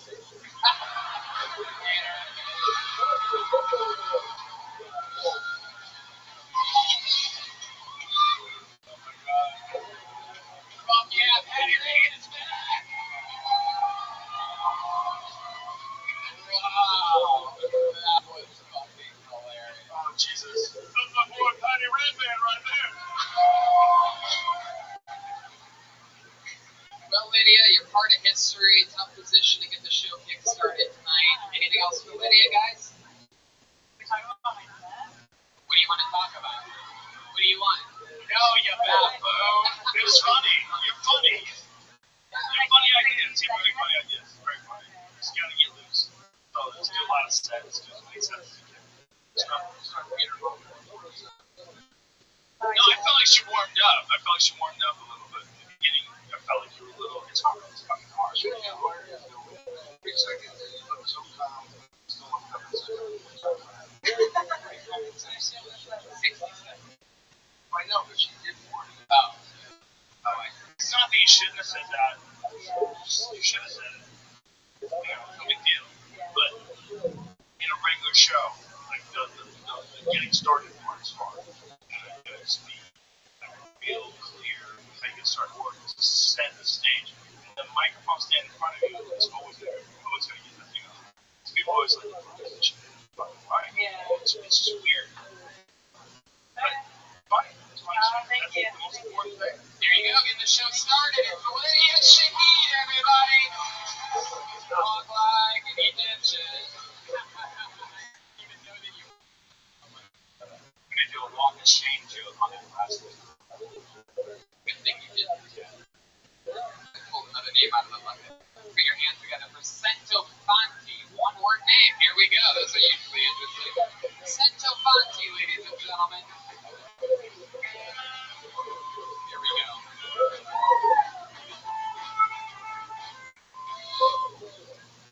How we all doing? I like to concentrate on the positivities of life. Like it's summertime, which is great. That means no more school shootings. What an incentive to get good grades. Who wants to show up to summer school now? Shit, that's risky. I don't know if you guys heard, but Black Panther recently topped Titanic as the highest grossing film worldwide. Yes, which is great, because those are two films really supported by the black community. Wakanda Forever and White People Drowning. Who can't swim now, motherfucker?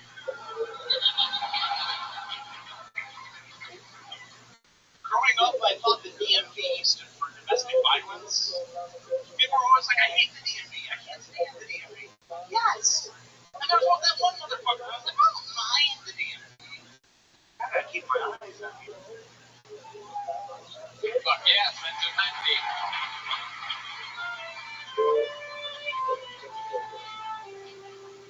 Yeah. What kind of name is Cento Fanti? It's Italian. Actually, a lot of Cinephonies paved the streets of Youngstown where you're from. That's true? Yeah. So, Yeah.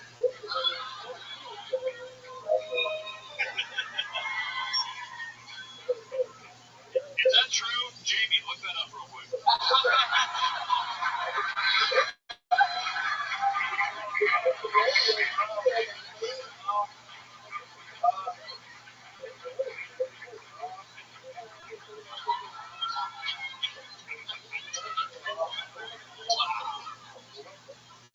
What are you looking for?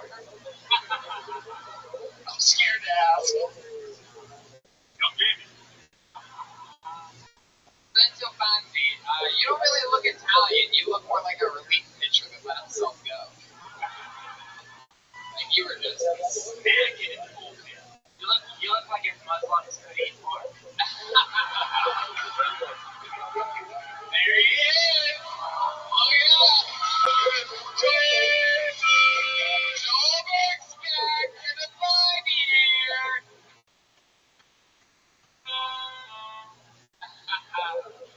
Cento Fanti, how long have you been doing stand-up? 2 years now. 2 years. You started here in LA? Started out in Detroit. Got here 2 years ago. So 3 years altogether, but Detroit, really kind of, it's true right out here. son. Yeah. Re-air your fucking life. Yeah, sure, man. What am I doing? That was stupid. No, that year I just didn't even count it. I don't count most years after I was 12. I'm 13. I love crazy. That's the dumbest shit I've ever heard. You don't count a year. You're like, no, I don't count that. Okay. That makes fucking shitloads of sense. I know it's from Detroit because it looks like all these M&M. That's a Tony M&M is from Detroit. Don't you get it? That's your kind of joke, you fuck. No, it's not. Thank you. I'm in the Why writer's these people field. laughing? Thank you. Why are these people laughing if it's not correct? This reminds me of when I roasted Snoop Dogg. My shot, my special, available now. Oh my god. I gotta Oh, tell you, look who the fuck it is. school shooting right up front. Yo, Sam. How long have you been in here? What? How long have you been in here? Oh, like a minute. Oh, okay. Well, what's new, big dog? Just walking back from the beach. That's a cool story. The beach. Thank you. Was it your What favorite? are you up to? I'm trying to verify fucking YouTube accounts and stuff. Absolute crap. Why are you so tired sounding? Do you need your stimulants? Why are you so fucking judgmental, dog? I'm just saying you sound tired, and it seems like you need coffee to sound untired. Wow, No hate. it sounds like you're a little judgmental, in my opinion.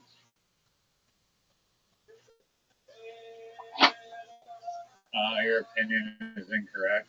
Dog, my opinion is the most important thing in this fucking world.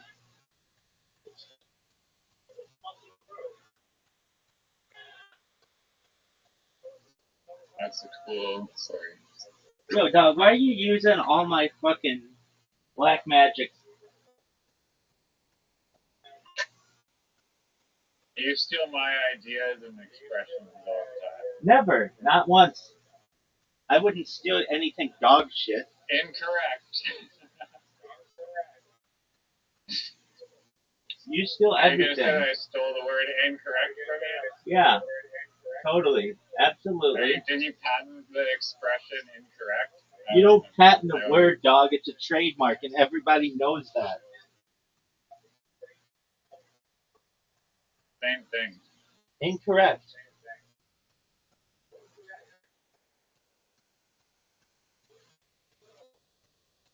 Are you ready to lose?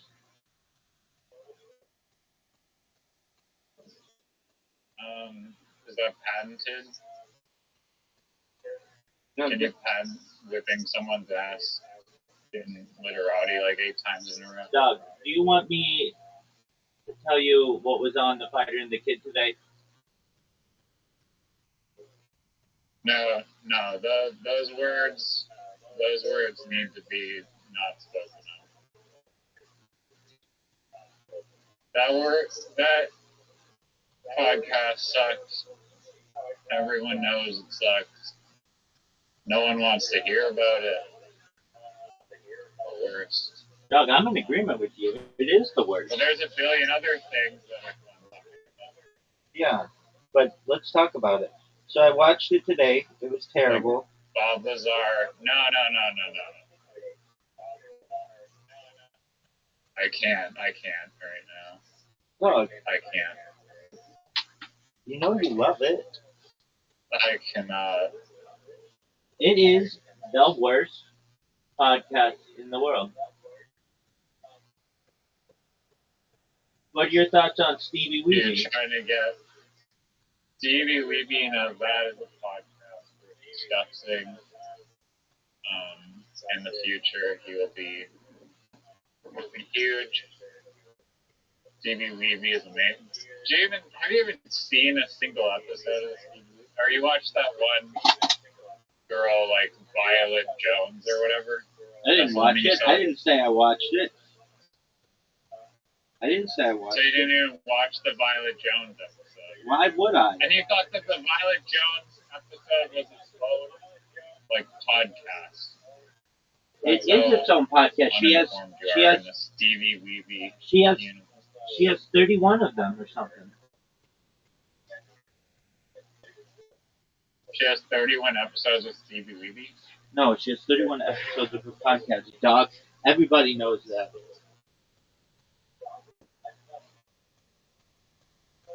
Okay. Dog, if I sound tired, it's because I'm frustrated with fucking internet. It's just a pain in the ass. Everything is just incredibly fucking time consuming and sucks. Everything needs verification. They verify themselves into the netherworld. It's just absolute dog shit how much verification is needed. And it all goes, in my opinion, to John Podesta putting in the fucking wrong password into a website in like 2018 and getting its fucking email hacked.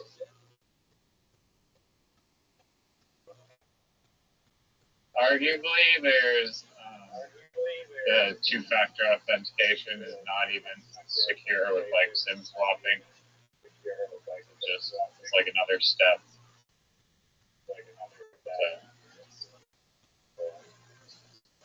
Yeah, I'm just somebody who thinks that. I mean, look, what am I trying to do? I'm trying to create too many accounts, and I get that, but even for accounts that I'm not trying to create too many, like my old aged accounts, they'll ask me a fucking telephone number that I had like years ago. Like I had secondary lines. I don't fucking know I can't get those codes anymore, and so it's like, okay, well then you can never log into your fucking email anymore. And I'm like, why are they so fucking like strict about this? Like, what's the big deal? And then I started learning that it has to do, at least with Google, with free storage. So basically, you get 15 free gigabytes using a Google account, and that wasn't that big of a deal years ago because nobody really cared about that much storage. But now people are starting to really care about it. Dude, I think I found a loophole in that storage system though. Blogger, it's a Google subsidiary that no one uses except I do to make 2,000 blogs. Not blog posts, literally individual blogs. It has an unlimited storage for the to create blogs, and you can store video on there, and it has unlimited storage as well. So it's almost as if, like, I'm not saying I want to do this because it would take too long, but if I took every YouTube video that I upload and then download it and then re-upload it to Blogger, like even if YouTube took out my account, it would be backed up. But it's not practical. It would take too long, and then Google could always just take that down. So anyway, all right. So you're walking right now. Can you just store it on like a physical device, just like a random like terabytes of hard drive as a backup, like physical copy? Dog, I have petabytes worth of data that I put out a year, so it turns out to be like tens of thousands of dollars, and those don't last forever. They have eventual wear. Except I've learned, especially the solid state ones. I always thought solid state was the way to go, but it is not. Basically, solid state has a certain amount of times it can be like certain amount of times that it can be drawn from. It's a lot, but allegedly, not 100% sure of this, but what I've learned is the best way to preserve huge amounts of data as an individual, unless you're running like servers, an entire server farm, is to put them on terabytes and then take those terabytes and put them in bubble wrap and then just don't touch them and like keep them climate controlled and stuff. That's the best way to do it, and not solid state drives because there's something in solid state drives that breaks down. Whether that's true or not, I don't know, but I read that, and yeah.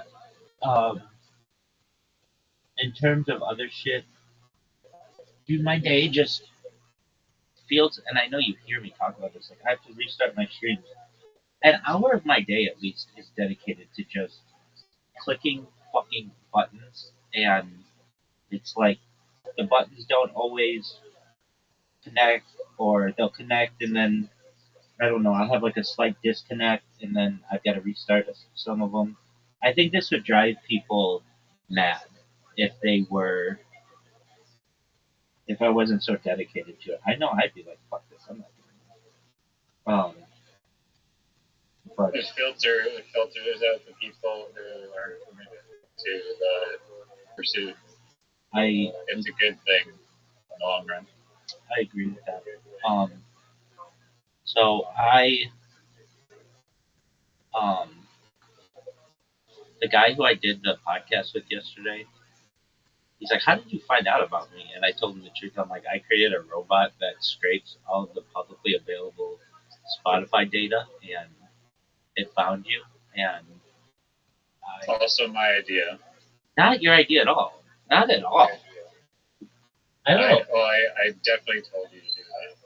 No, you didn't, and that's garbage. The stream knows, yeah.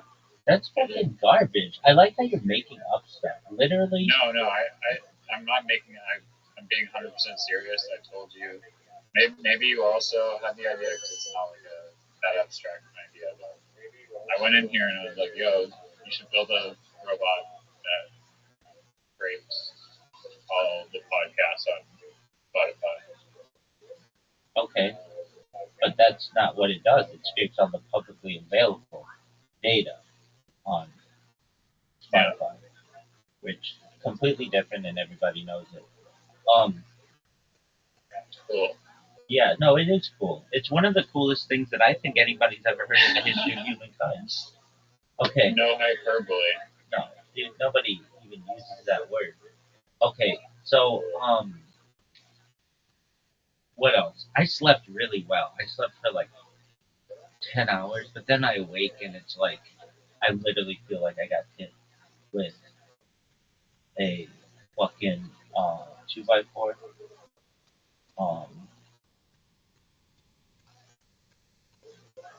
Did you know that there's one guy who's like in charge of making like all the ski maps for the resorts in like North America, even beyond North America? He's like the kingpin of creating ski resort, like the hills, like the maps for the actual ski hill, not like the town.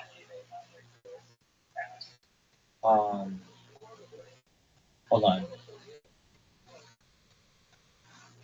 I don't know what you mean.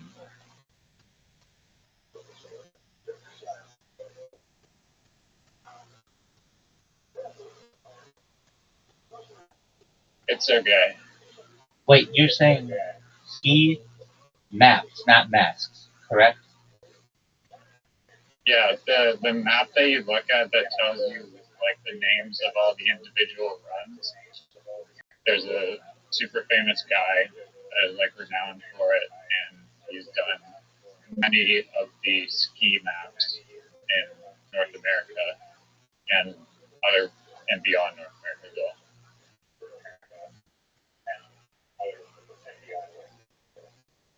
Does he do it with like GPS? No, it's like a painting. It's like painting little trees, snow and stuff. What do you mean? Maps, just like maps that you would use when you get to a resort and they tell you where the bunny hills are and the black diamonds and stuff? Yeah, Like it shows these are the blue runs, these are the green runs, those are the double black like diamonds, like all the little ski runs, and like the picture of the mountain and like which way the runs like turn and stuff. They're all painted by like this one guy with a paintbrush. Why are they painted with a paintbrush and not like GPS? Why do you there must be some confusion. Why do you think creating a map of a ski hill requires a GPS device? Like we're talking about an image here. I mean, does Google Maps use people painting? No, they use GPS. Well, that's like an interactive map, isn't it? And they probably use satellite images and then translate those into digital representations. Right. So why don't the ski resorts do that?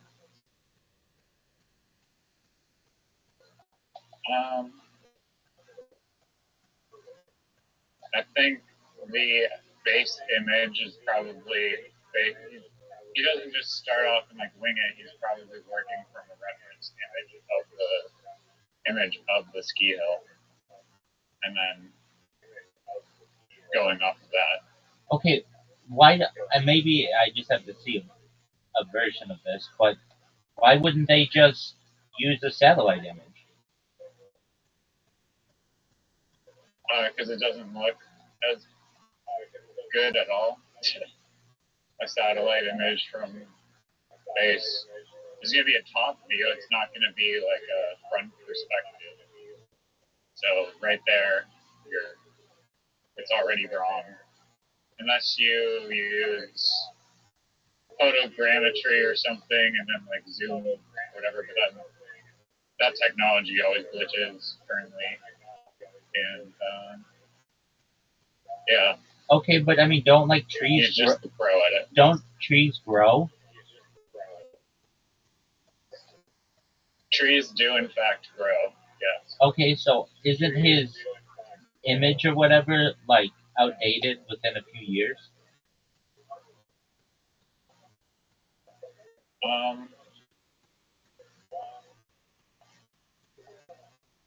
No, because trees don't keep growing infinitely tall.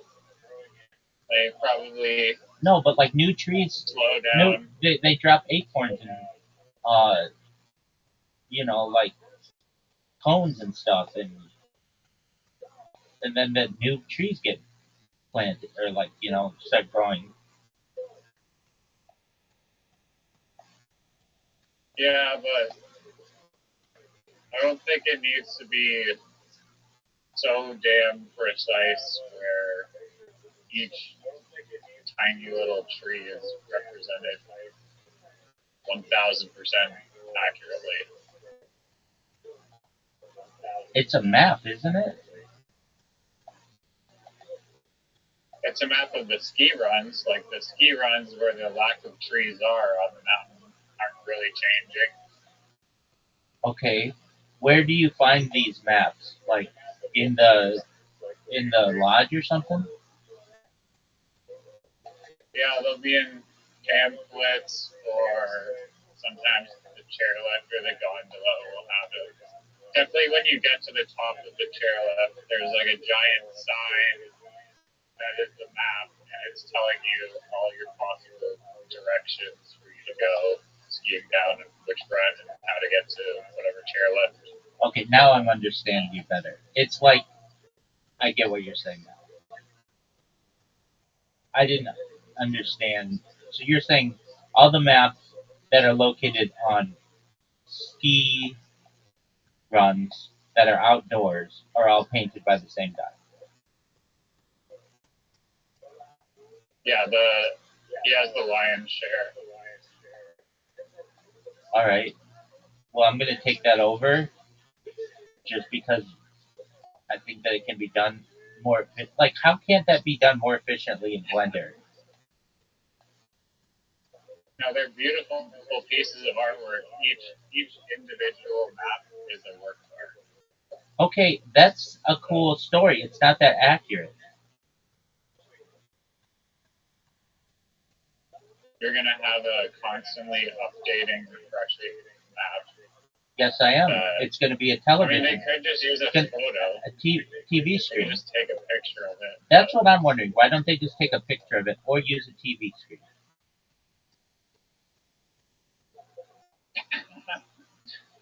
A live TV screen of the hill. Yeah, that's what I would do. When I start getting into the ski industry, I'm going to ensure that I do that. And not only am I going to ensure that I do that, it's going to be updated using atomic time. Not even fucking... Dude, we haven't talked about time. We should talk about time. Actually, Zoo talks about it all the time. No pun intended. But, the different kinds of clocks, they're fucking fascinating to me. And, like, everybody talks about beryllium or whatever, barium, as an atomic clock, but there are like even more accurate clocks. Like there's Is there one with like lasers? Yes, there is. But the even more accurate is it's I think it's called stellar time. It like uses the stars and how the stars are arranged in a given time. I don't know everything about it. I found it interesting that do you know what the most used word in English, the most used noun in English is? Not pronoun, but noun, I guess. So pronoun is I, but aside from I, I don't know, like we or they. so I don't think that you watched that. Those are pronouns. I'm talking just regular nouns. Oh. I'm not sure, but say the answer and I'll see if that sounds familiar. I may have heard this. Well, allegedly you should know this very well because it was in the Bob Lazar interview that you sent me. It's the word time.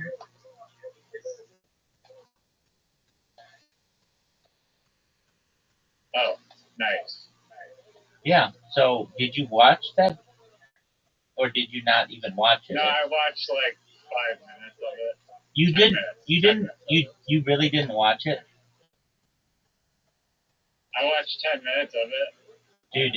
It was amazing, and now you have to watch it all, and we have to watch it together right now, this immediate moment.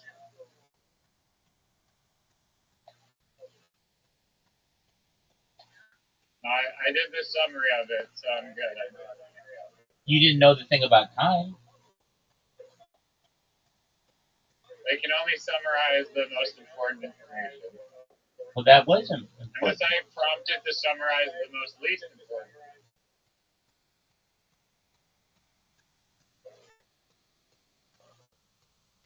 What kind of bullshit is that?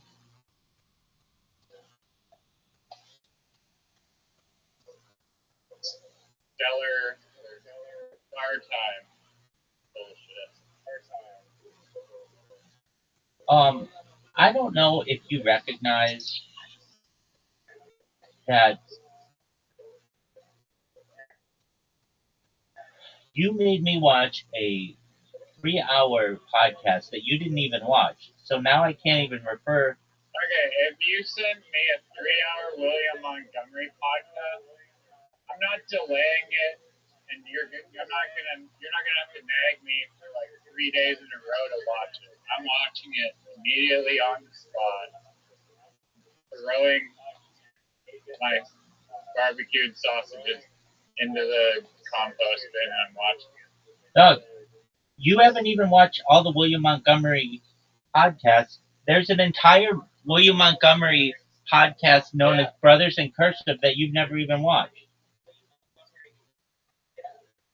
It's because I'm smart and I'm saving them for a rainy day, and guess what? It paid off because he's not releasing them anymore temporarily.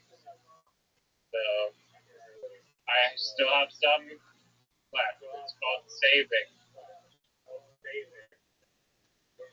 save stuff. That just sounds like an excuse. And I know it sounds like an excuse. And Bob Lazar knows it sounds like an excuse. And Tom Segura knows it sounds like an excuse. Do you think spending all your money and not keeping any money in your bank account is really wise? You said to me, if I sent you a 3-hour William Montgomery podcast, you would not waste any time and you would watch it. And so I'm saying to you that I sent you or made you aware of a podcast and you didn't watch it.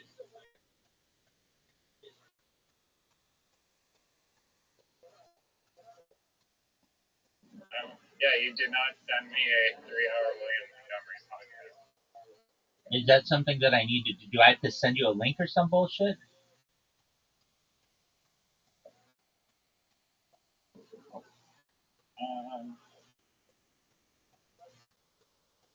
Yeah, you do. No, fuck that. I just told you about it.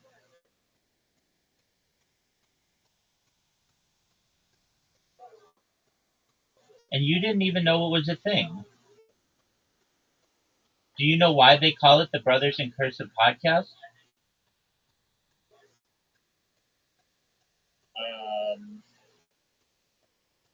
No. Well, there you go.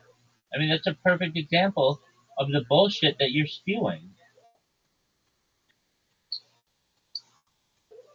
I know it's a perfect example of the bullshit you're spewing. Miranda Cosgrove knows it's a perfect example of the bullshit you're spewing.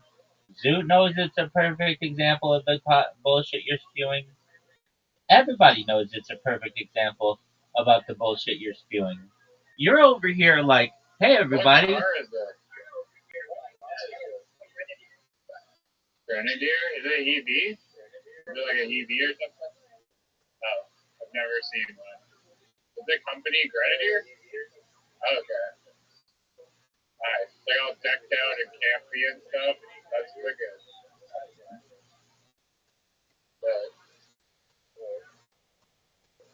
Okay. You have to look at this car. I've never seen any car like this in the world. I've seen all the cars like this. Every car. You've never seen a car like this. Okay, it's called a Grenadier. Everybody knows that. Yeah. Yeah. And I can tell you this, that it is an Ineos Grenadier. Everybody knows it. And it looks like a fucking Jeep. It looks more like a Land Rover or a Mercedes. Then you can make the argument that it's a little Jeepy, but Dog. looks like a modern Land Rover or G-Wagon. Yeah, it looks like a G-Wagon. Yeah, aka not a Jeep. But, no, it looks more like a Land Rover. I mean, that's a cool opinion. And I'm sure that guy... Do you want to ask AI right now? No, it looks like a fucking... my left nut, that the AI who is all-knowing will agree with my opinion. Doug, I think that you need to recognize that some opinions are absolute bullshit, and those opinions belong to you. Look, Marlon Hill knows I'm right. Brennan Schaub knows I'm right. Martin Luther King knows I'm right. I mean, there's historical figures that know that I'm right on this matter. And even sentient or non-sentient pieces of technology that know I'm right. So, Doug. That woman who... You've never heard of a Grenadier in your whole life. I'm in the Grenadier subreddit, dog. I'm in the Grenadier subreddit. I'm in the Grenadier subreddit. What do you want me to do about it? I'm in the subreddit. It's called the INOS 2026 subreddit. That's what I... No, it's just... There are multiple, dog.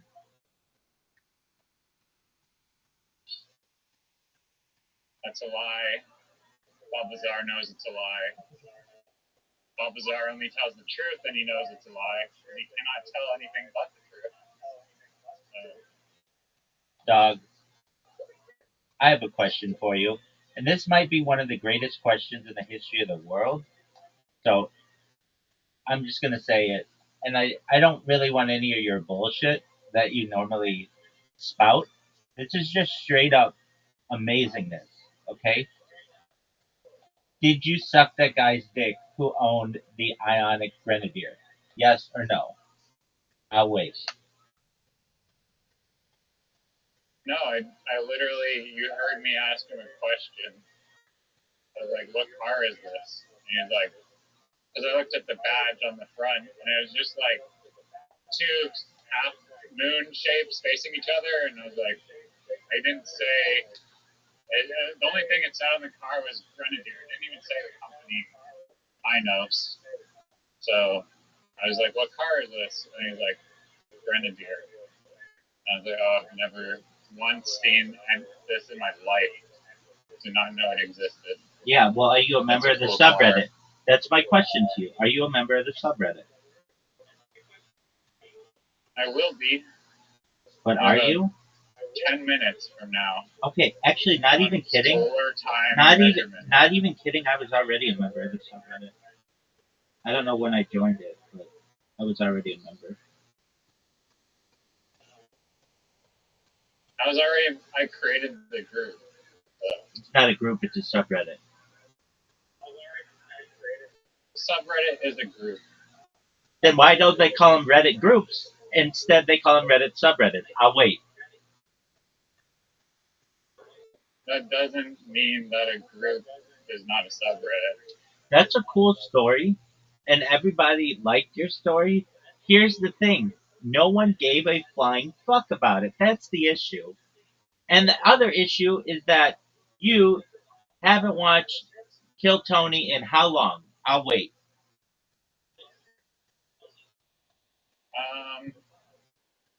Literally, like, probably slightly more than a week ago, I turned on an old episode and was watching the GOAT, William Montgomery, do his work is magic.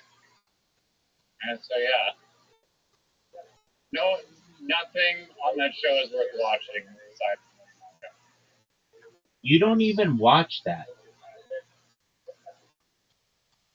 I told you I've seen the, like, compilations of Williams' performances just batched into these, like, hour-long clips on YouTube.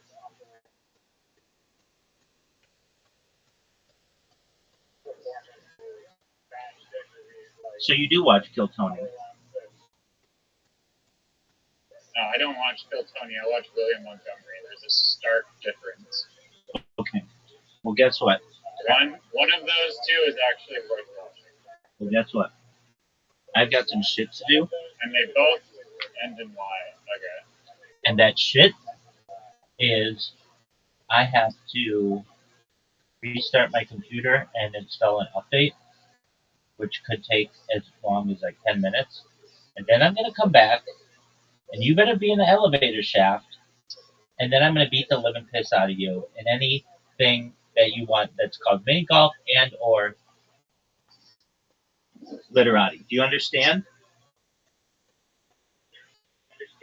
All I'm hearing is pipe dreams and fantasies. Okay, well, that's cool. That'll never happen, but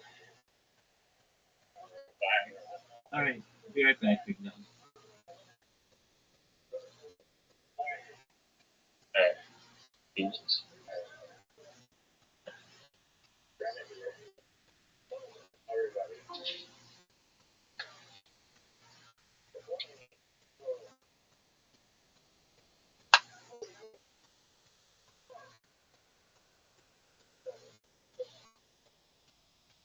Porque já deu na ela tem uma não chega chama de novo dando lá dentro.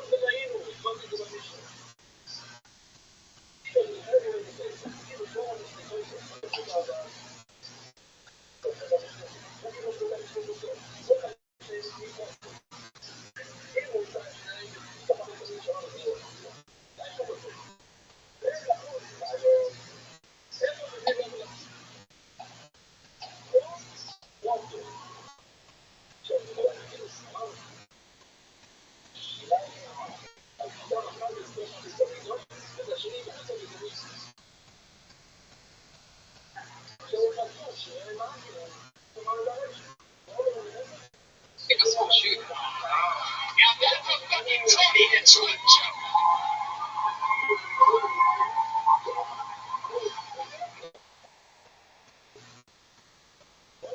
He looks like if the Trenchcoat Mafia shot that Lane Bryant. Oh my god. Oh my god. Or big and tall, whatever. Insert your own punchline. You're welcome. And Fonzie, what do you do for work? Right now I'm working as a prep cook for a ramen restaurant in LA. Wow, getting high on your own supply, huh? Yes, sir. Well, yeah, you're online, cook. Wow, ramen restaurant. How do you get a gig like that? Do they have like Asian people for that? Yeah, they do. Well, I've always loved culinary, obviously, but I stepped away from nursing. It just became a little too tiring. You mean from the tent? Hit that one. Oh Jesus, bro. Loading, I fear for your safety. Walked away from nursing. This is what you mean you waddled away from nursing. Oh, Tony just went dark. You didn't have to go there, Tony. What were you doing? You had a male nurse in your clutches and you went dark. I still got him. Wait, how long were you a male nurse? 2 years. What were you doing? Well, I started doing home care for my grandfather near the end days, and it became such a loop where I got stuck in this mindset where it's only death surrounding me. So, right. So I stepped away from that, and coming into the world of comedy really brought levity to the whole situation. Freaking us out, man. No, it's like in a good way. You see different people and different perspectives on life, and that helps you. It's like the opening and the end perspective is, I was talking about school shootings. Make that shit funny. I've suffered through a lot of death. Let's make fun of death real quick. Oh, it was weird. No, but it's a risky move. It was funny when you said it. It's right. But it's right. You're right. Like, you can't, it's not going to be school shootings in the summer. It's a funny joke, but it's ballsy. That's what I'm meant for real. It's ballsy. Fuck yes, Devontae. Is that your last name? Just go by that. Yeah. Why is that? Well, did you meet your first name? Son of a bitch! So mean! Well, Tony, it's the sensitive plot was already taken.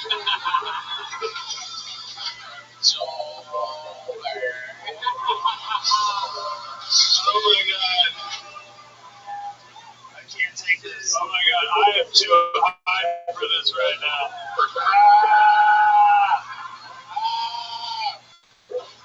Oh my god. Oh my god. That's Devontae. You did a great job. Thank you very much, sir. There we go. That was very funny. Devontae, everybody. It's on Twitter at Devontae Comedy. Lydia Shaheen and Pretty Girl Comic, GURL Comic, all one word. We're flying through. I'm excited about this. Jeremiah Rogan might be one of my favorite characters that I've ever seen. My name is Nose Rogan.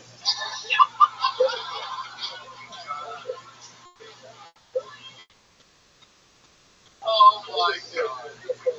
I pulled another name out of the bucket. This looks like a new name. Here again, we're going to put Julian Shikona. Like Kona. Here we go. Here comes Julian.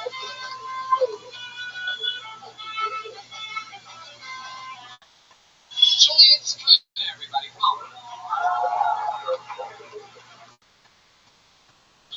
Comedy's still Hollywood. It's good to be here, man. It's good to get back to Africa. And it's good to do comedy with some flows on it. The block can handle Wakanda more, man. I was from the Congo, the main Congo next to Chicago. And it's amazing that I'm still amazed by the comedy scene here in America, man. Jeez, man. Big. To the point, first of all, I got started with cutting back in the Congo, living with my grandma in 2 Zebra next door. Basically, it's tough, man. Zebra like comedy, man. Best punchline and jokes. You want to. Hey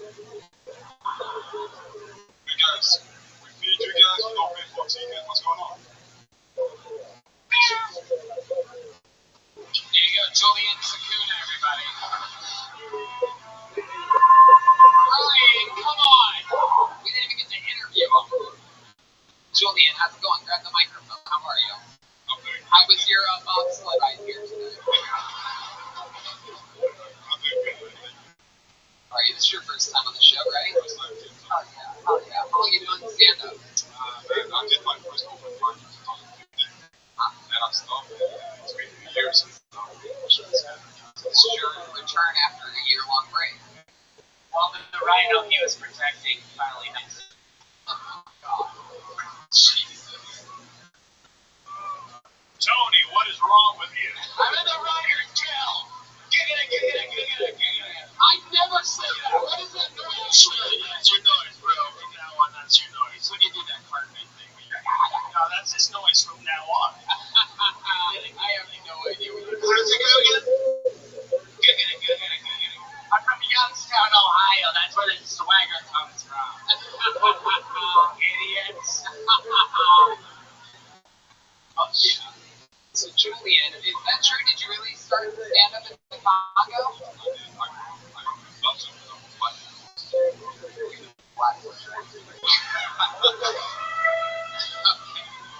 What was that crowd like in the Congo? It's wild. Yeah. Not a whole lot of people get away with saying that. You happen to be one of them. Can I ask you a real question? Do you jazz up your accent a little bit when you go on stage and do stand up? You're talking different now than you were when you were talking earlier. Yeah, a little bit.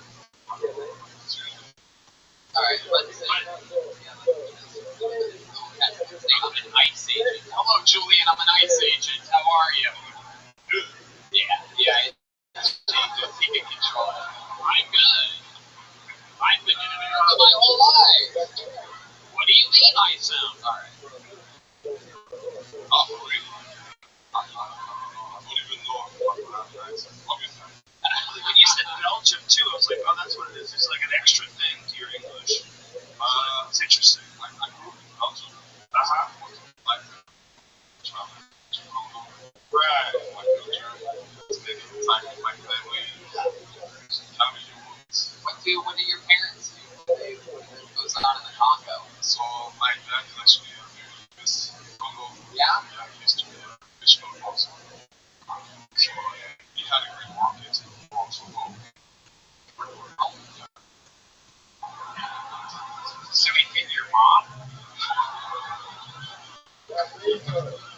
I think this show is illegal. I don't think you can do any of the things you've done so far. Hey, sign up. You choose on Maria. It's illegal now. Yeah, famous boxer in Ghana, at that time, that was the 60s, had a contract, to be able to that professional hero. So he went to Belgium, where I was born. Do you think the boxing sort of did maybe do a little damage to his brain? Maybe a little bit? How about your mom? What does she do? She just takes care of the TV. She's in the Native Americans, bro. You're so racist. What the fuck? Anyone who's not white, that's in the whatever category. What's in the Congo? Whatever. What kind of house did you grow up in? You mean like a household? Yeah, so like a house. Do they have houses in the Congo, like 2 stories? Yeah? I don't want to be around for the Jezebel article about this episode. Me neither. Dom, do you have a question for us? Are there any comedy clubs there? You start off with the comedy scene. I mean, now we started, they put this in the hotels, they create some type of event.